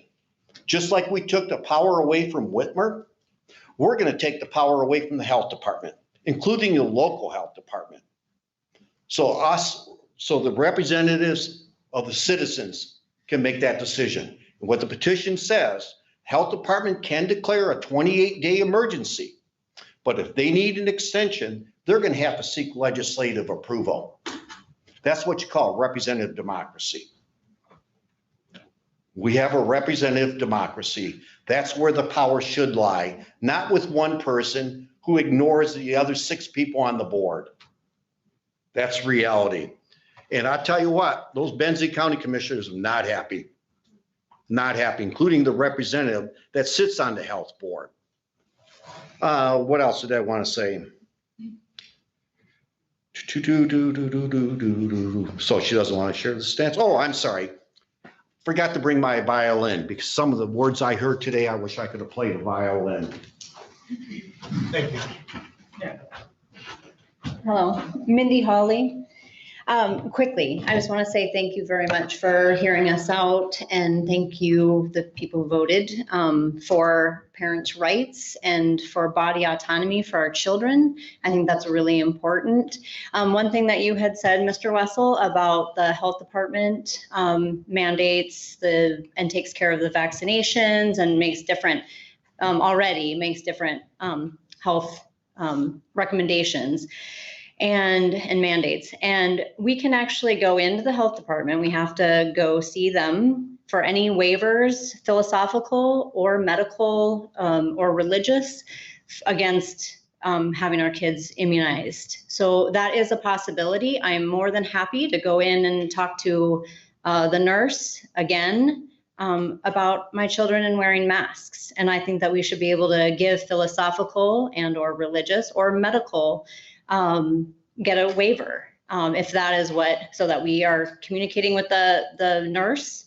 I think that is totally fair. Why can we get one for against vaccinations, certain vaccinations, and then not for masks? I think it's unusual, and I think that we know where this is headed.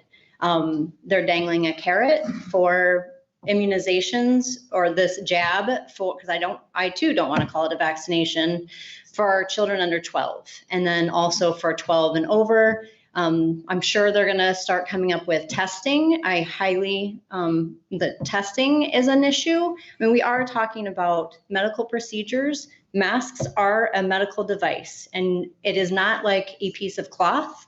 And sir, you are touching your mask so much that you would go, like, no health, medical professional would say what you're doing. And it's just like our children. They're constantly touching their masks, and that is absolutely against all health advice. And I'm unsure, and it's a little comical to me that you guys take your mask down and put it back up if you were really concerned, and you would wear them at all times. I don't understand why you, in front of us, actually even take them down. So again, thank you. I appreciate it. And hopefully this is the beginning of a way to work with parents. Thank you. I'll be super quick. Sorry, Rebecca Guff again. I just wanted to kind of follow up with Mrs. Peacock not being here. I also tried to reach her and didn't get a response. She's traveling right now. So how is that not concerning? Yeah. Okay, so I'm a little bit of a Facebook stalker. She had weddings every weekend this summer, all the way up to August 31st. She wasn't that concerned if she's going to all these weddings. That's it. That's all I'm saying. Maskless, sorry. Joan Kelly Ursu, and I just wanted to address, Mr. Wessel, you mentioned about the school boards not wanting to have to make these sorts of decisions. These decisions were all made. Every school board had already issued the policies. As parents, we have the right to choose schools. We knew exactly where we would or wouldn't send our kids based on whether or not, for those of us in the room anyway, it was important that we had that option. So we knew Sutton's Bay was giving it to the parents. We knew that St. Mary's was giving it to the parents. In fact, everybody eventually did know it by reading the Enterprise after they corrected the initial headline, and then we found ourselves under a mask mandate. The timing was quite interesting. But so school boards are capable of it and actually did it. So I'm just very encouraged to hear, thank you, Mr. Robbins, that you had a conversation with Lisa Peacock's attorneys, if that's how, how this is managed, and that she potentially could be open to some changes. I think that's very encouraging, and it was really important to hear that. So thank you very much for sharing it. And I would also ask that the health board work creatively with her and taking some of what we've been really concerned about, and maybe an idea like Mr. Robbins, where there's some defined time period where we could actually look at just Leelanau County data or Benzie Leelanau data.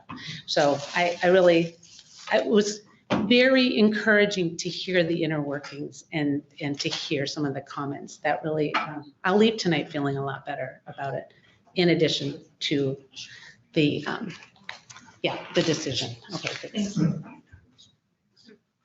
Ginger Newman, Casson Township. One thing I did forget to mention earlier is that, so my children go to Glen Lake School, and Glen Lake last year installed a very expensive air filtration system, sometimes called air scrubbers, that neutralizes airborne viruses, and they installed these in each classroom and on our buses. So for those who are still concerned about children not masking in school, our school is ahead of the curve in trying to mitigate this virus. So this is just another reason for us to not have to mask our children in school. This system was put in to hopefully be an end to masks. And then here we are, an entire school year later, dealing with the same issue with no concern given to things that have already been done. And also, please, please do not consider where we are with regards to where the virus is going, assuming that those of us with kids 12 and under are just waiting to get our kids this gene therapy shot. Because as the gentleman earlier spoke why he said he would get another shot after having neurological damage from getting it, I don't understand.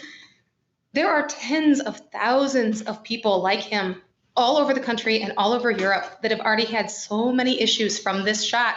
So please don't make any decisions based on expecting us to just be jumping at the chance to get our kids a shot, because we are not. Thank you.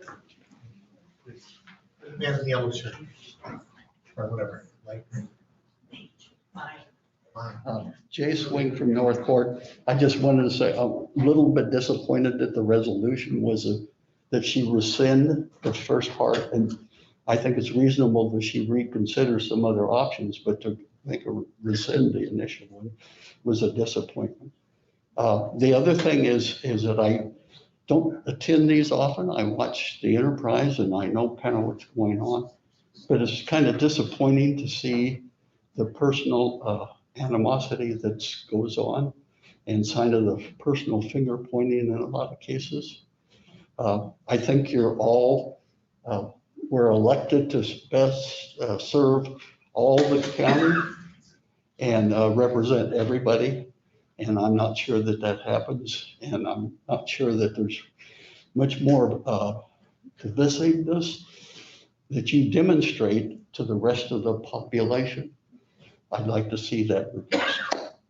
Thank you.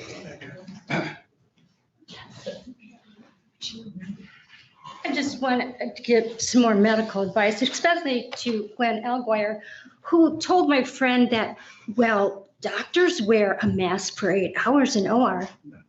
They also have negative airflow. The OR room is cold, and they don't put their mask on for 8 hours. And they certainly don't touch it like you're touching yours right now. And Mr. Wessel, you haven't let go of that mask all this time. If you were in a classroom, you would have been out in the hall.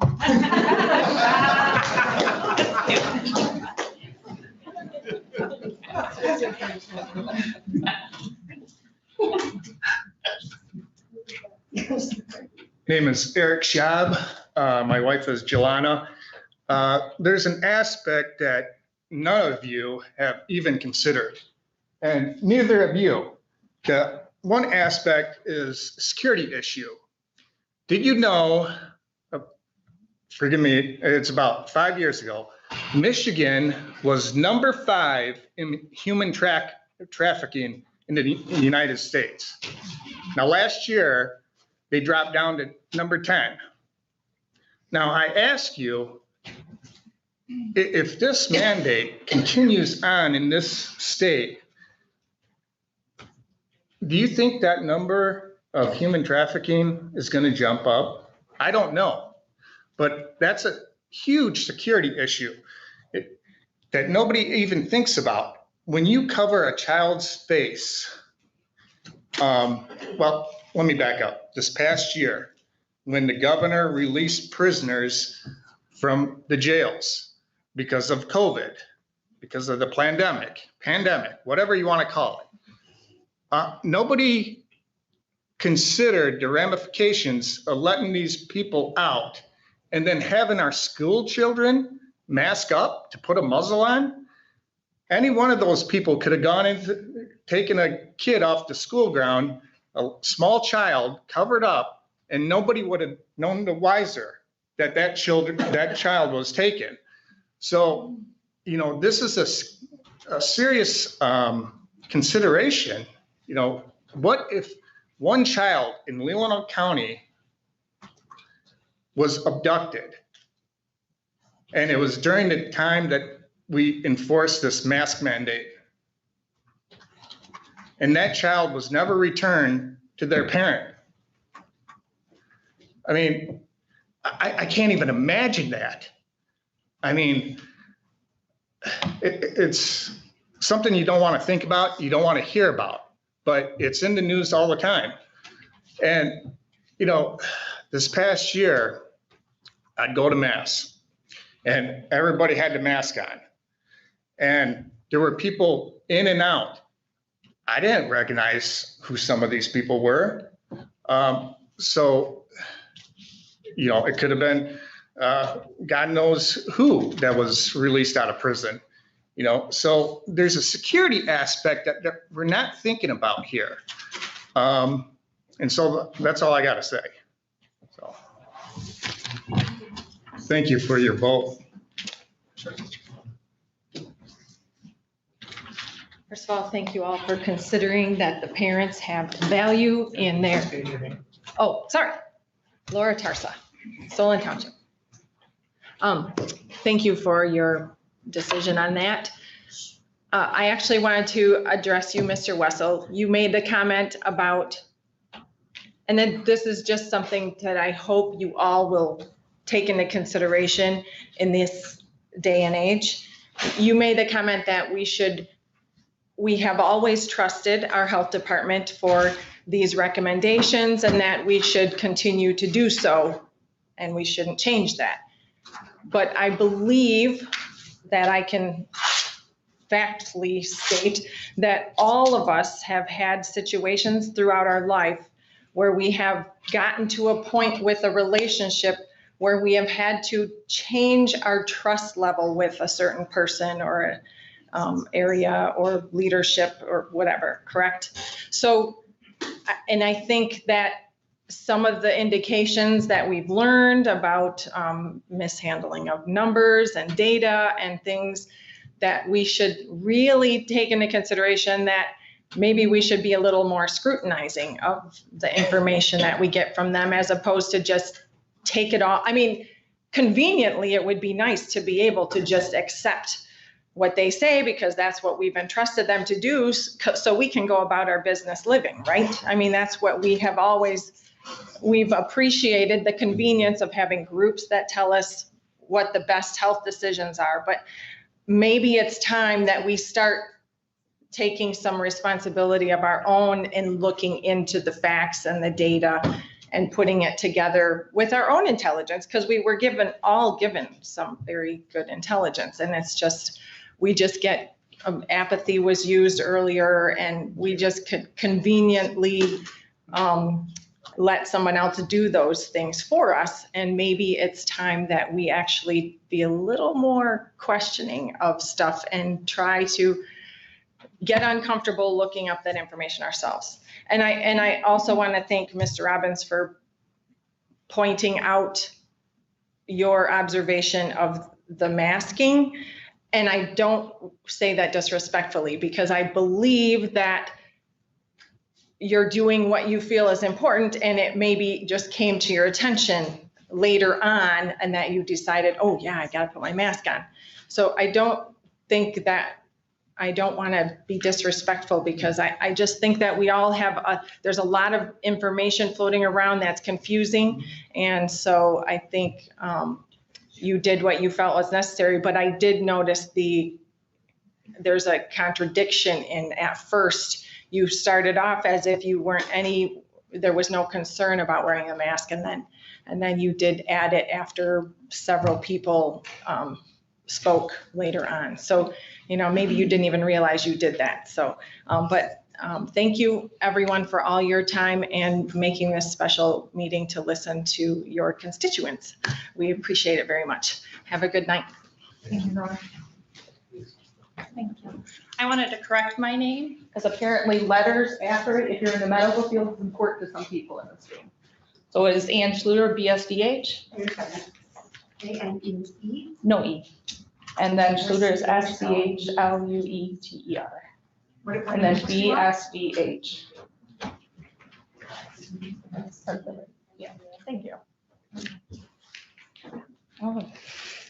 I just wanted to first state, in the health field, you do have to take a sex trafficking course. It is required.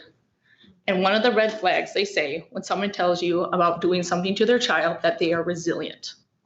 Don't use resilient as a term. That is a red flag. And covering kids' masks, mandated in the school, not mandated, sorry, law, Michigan law, you cannot cover their mouth and restrain their breathing. I have gave you that law. That is considered child abuse. Doesn't matter how resilient they are, it is documented in Michigan law as abuse. I'm glad we got that straightened out. Don't use that term resilient. It is used in the sex trafficking courses to teach us when somebody is actually abusing a child. That is the term they use. And with the COVID-19 facts of Michigan local health department, the public health law for a health officer, it says, above all, health officers at the state and local level needs to protect their credibility with the public. As we saw in the context of the Flint water crisis, once a health department loses its credibility, it loses the community's trust. And I want you all here to think really, really hard where you're going to be 5-10 years when you retire. Who's going to replace these seats? Is it going to be these empty nesters that you destroyed their children's childhood? It's going to be the graduates that lost their senior dance. They're going to take these seats. They're going to decide when you're retired in an old folks home, what is best for you? They're gonna mandate your choices, what you're gonna do, where you breathe. Do you die alone in that chair at your facility? These children, these parents, my generation are gonna fill these seats. We're gonna take the health officer position. You're not gonna be around forever. And when you are old and when you are disabled, when you need our help in deciding these decisions, think about it. How you treat them, I pray to God they treat you better. It's a sad day that we sacrifice our children for the scare old. And when you say the Delta variant, there's no data, the CDC director was on CNN live, and I sent that to you. I documented it, I screen capped it, so you could look it up. She says she has no data saying the Delta variant is more dangerous for children. The UK did a study, they actually practice it. The survival rate is outstanding for children, and it's 99.997% survival rate for children. If I caught strep throat today, I'm more likely to die than COVID. When I was in first grade, I had to go septic. The survival rate of that is way higher. The job for a pandemic, endemic, whatever, you have to compare it to normal communicable diseases, and if it's the same risk as COVID. It is not. And I stated all the laws and bylaws for her in her own job description that she is not even following. And you guys aren't asking these questions. She's not following her job description.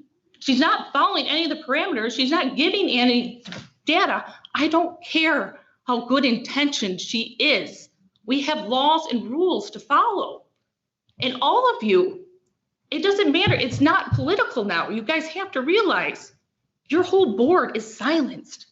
Our health board is silenced. We voted you. You voted for us to put the health board together. And now she just took it over. There's always going to be a faulty number, a pandemic to get what she wants. Once you don't establish any parameters to decide something, she will decide what she wants. You have to have some sort of guideline. Otherwise, that abuse of power is always there. And this is the precedent you're setting right now. It's not just mask versus no mask, it's that power grab. Like Ty Wessel, thank you for emailing me. My own representative in my own county wouldn't send me an email or a response. How am I supposed to vote again for somebody if they don't even respond to anything? This is not okay. You have to realize you were voted from us to be in this position.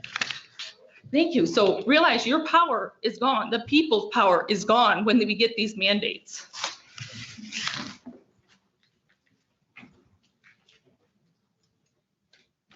Linda Schmidt, Casson Township. Just briefly, isn't it amazing how different each and every one of us are?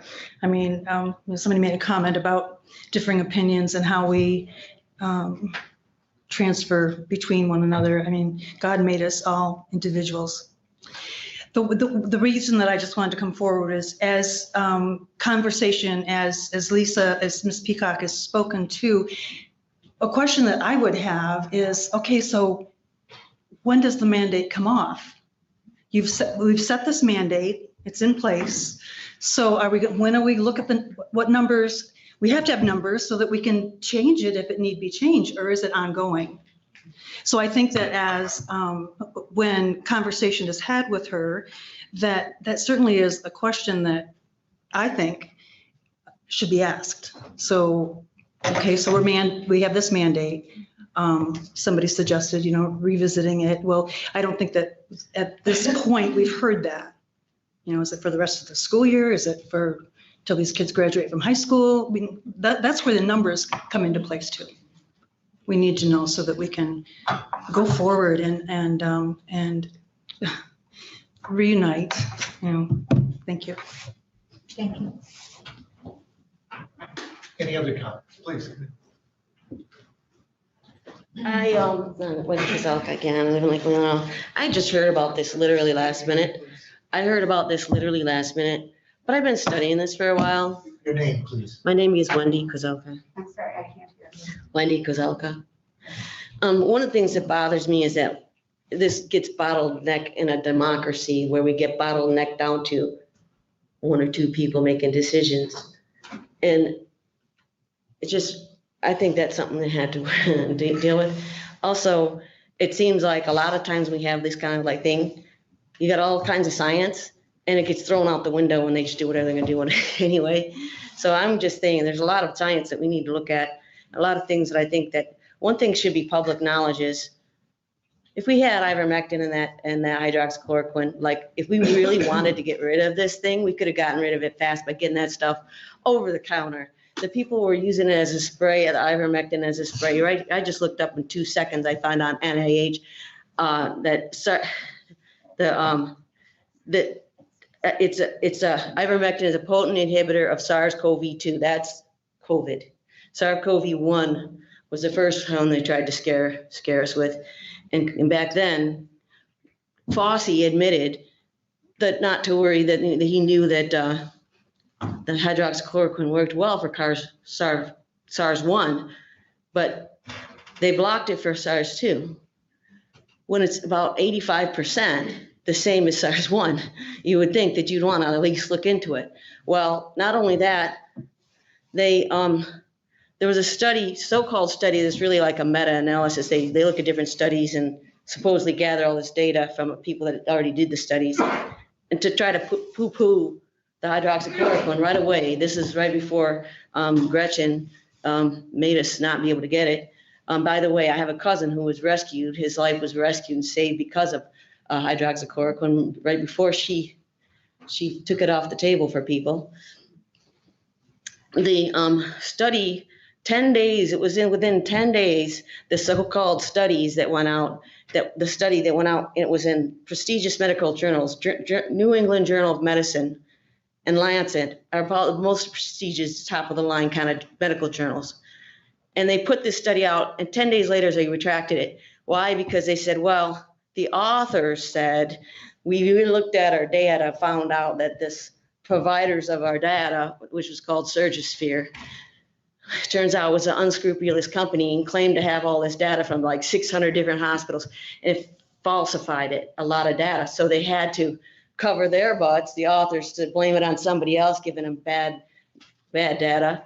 And the journals get to cover their butts and say, well, it didn't go to peer review. Well, the peer reviewers pressured them to withdraw the study because peer reviewers, they're like, where's the data? And they wouldn't give it to them, okay? Here's the problem. The rub is that you don't go to press when you don't have the peer review first. There was funny business definitely going on here. If you can't even fathom that they would do that when you're talking hundreds of billions of dollars, that's why I went there, okay? But not only that, you think of how many people died because they didn't get it. How many people were killed because they didn't get it? When you hear all the sob stories, this person died, that person died, how were they treated? Did they get the benefit of it? Okay, so this is why it should be common knowledge. I remember at least a few of the angles. The virus attaches to a little ACE receptor on this, and that happens to be not only in your lungs, it's in your heart, it's in your arteries, it's in your liver, it's in your kidneys. People have died from the vaccine from kidney and liver damage and thrombo and inflammation in your arteries and everything like that. And you could get clots, brain, all kinds of problems. And they've died from it, and they don't come out and they're admitting the pericarditis, endocarditis, children that died from the vaccine, from those kind of things. People all of a sudden their platelets drop to zero. A 52-year-old doctor dies 4 days later. Thrombocytopenia, they call it. They don't want to talk about any of that. That's got to tell you something. If they're not going to have any liability, we should at least have 100%. Okay. So that's ivermectin blocks not only the receptor binding, it blocks the main key function is it helps the zinc get into the cell, and the zinc blocks the enzyme that the virus needs to replicate. And people were feeling better within 5 hours after getting it, even if they were really sick. And the only people that ever died in these studies was a tiny percentage, and that's because they got there too late and they were already too far gone. All right. So we should have, the people are spraying the ivermectin up their nose, they never got sick. We should have had that on the counter. So when we're talking about alternatives, we got to go with alternatives. Anyone else, please?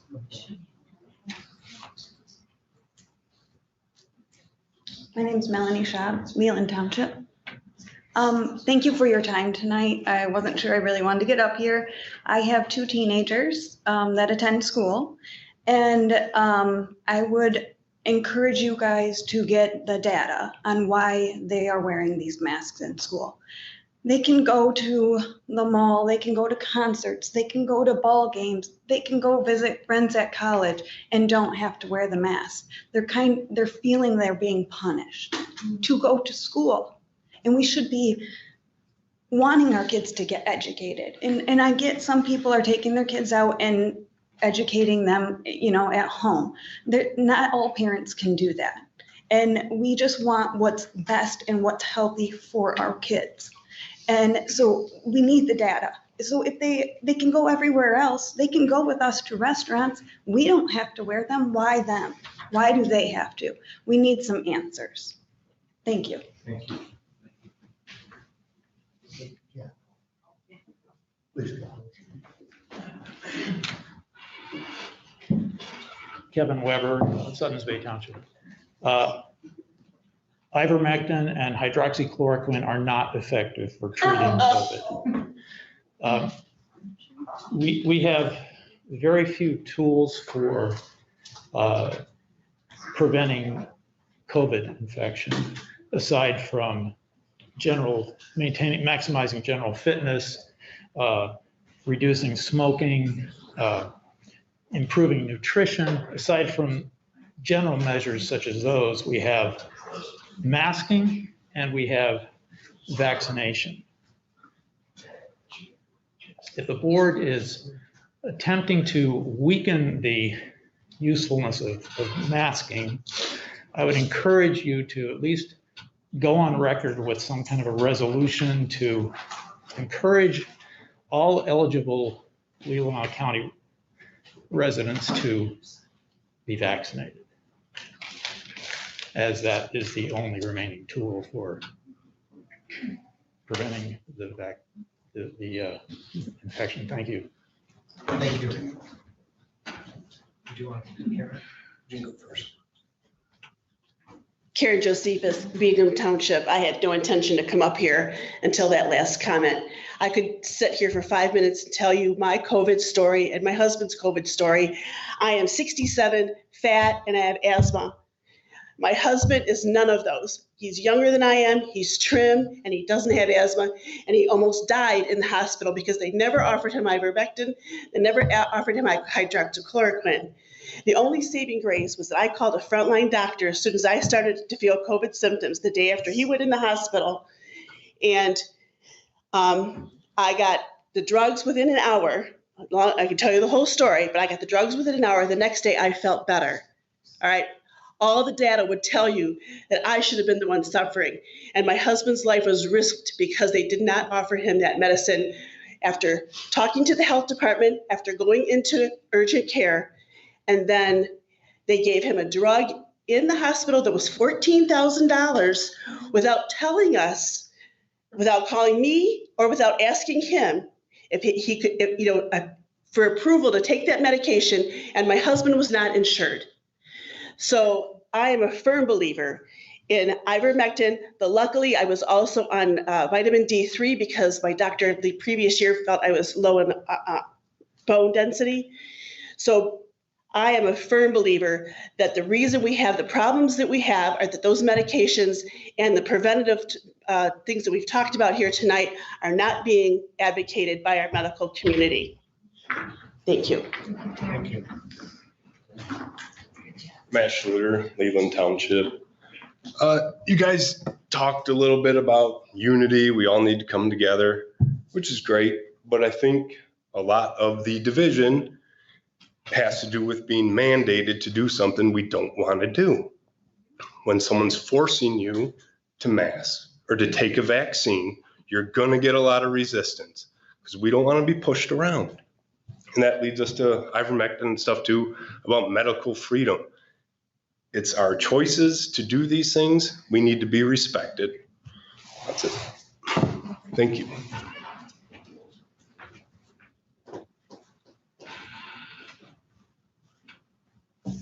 Amy Stevens, Leland Township. Fortunately for me, I don't have to put my kids in school because I can homeschool. And that's a choice I make for my kids so they don't have to muzzle themselves.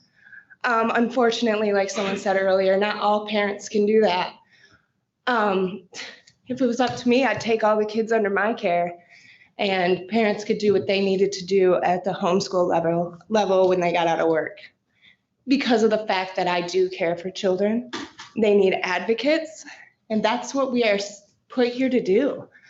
We brought children into this world with the intentions of taking care of them the best way we can. That is not up to any of you. We have constitutional rights. We all should have rights, right? Those should be withheld. I'm sorry if your public funding may go down at a public school because of the fact the kids aren't wearing masks and we pull them from school. That would be just, holy cow, what would happen? I wish parents could do that for themselves, but no, there are single parents out there that cannot. They do depend a little bit on the system, right? Because that's what we were all told to do. Send your kids to school, they'll be taken care of. Well, they're not being taken care of. They're being indoctrinated. They're being told to wear a mask, to comply, to do what they're told. And I am their parent. They're gonna do what I tell them, not what any stranger off the street has told them. I birthed them.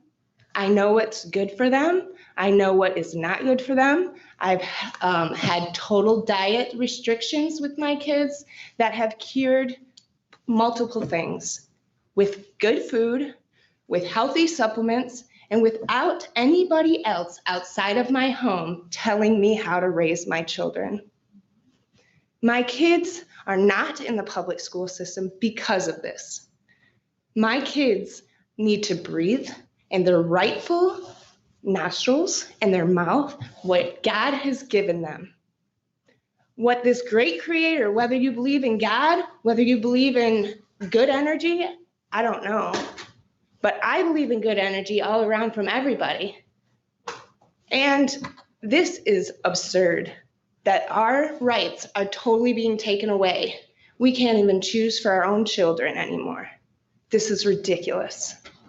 This is total politics. And if you can't see that, removing your mask while coughing, that's ridiculous. I thought that's why we wear a mask, Gwen.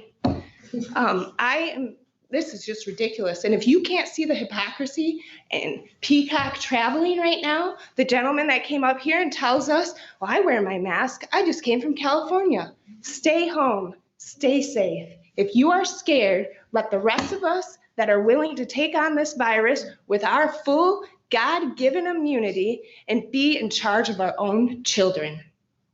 Thank you. Anyone else? Seeing none, we'll move to commissioner comment. Commissioner West. I disagreed with a lot of what I heard tonight, but I appreciate what was said and it was all sincere. Thank you. Commissioner Lott. I just want to thank all the, everyone who came out tonight and took time to come and speak tonight and be a part of the process. And I just really appreciate everybody taking time, because I know it's school night after all, right? Thank you. Mr. Rush. I'm just curious, I'm gonna throw this thought out there. How does one define a pandemic? What makes a pandemic a pandemic? I would, in my mind, a pandemic is when we're faced with some sort of a disease or a virus or something that we have absolutely no cure for. Well, it sounds to me like there are available products out there to mitigate the ravages of COVID-19. We may not have been aware of that early on. Lives have been lost for one reason or another. Some doctors don't believe in certain treatments, other doctors believe in. So I really question, do we really have a pandemic? Or are we creating the idea or the narrative of a pandemic when we have medication out there that will mitigate the disease?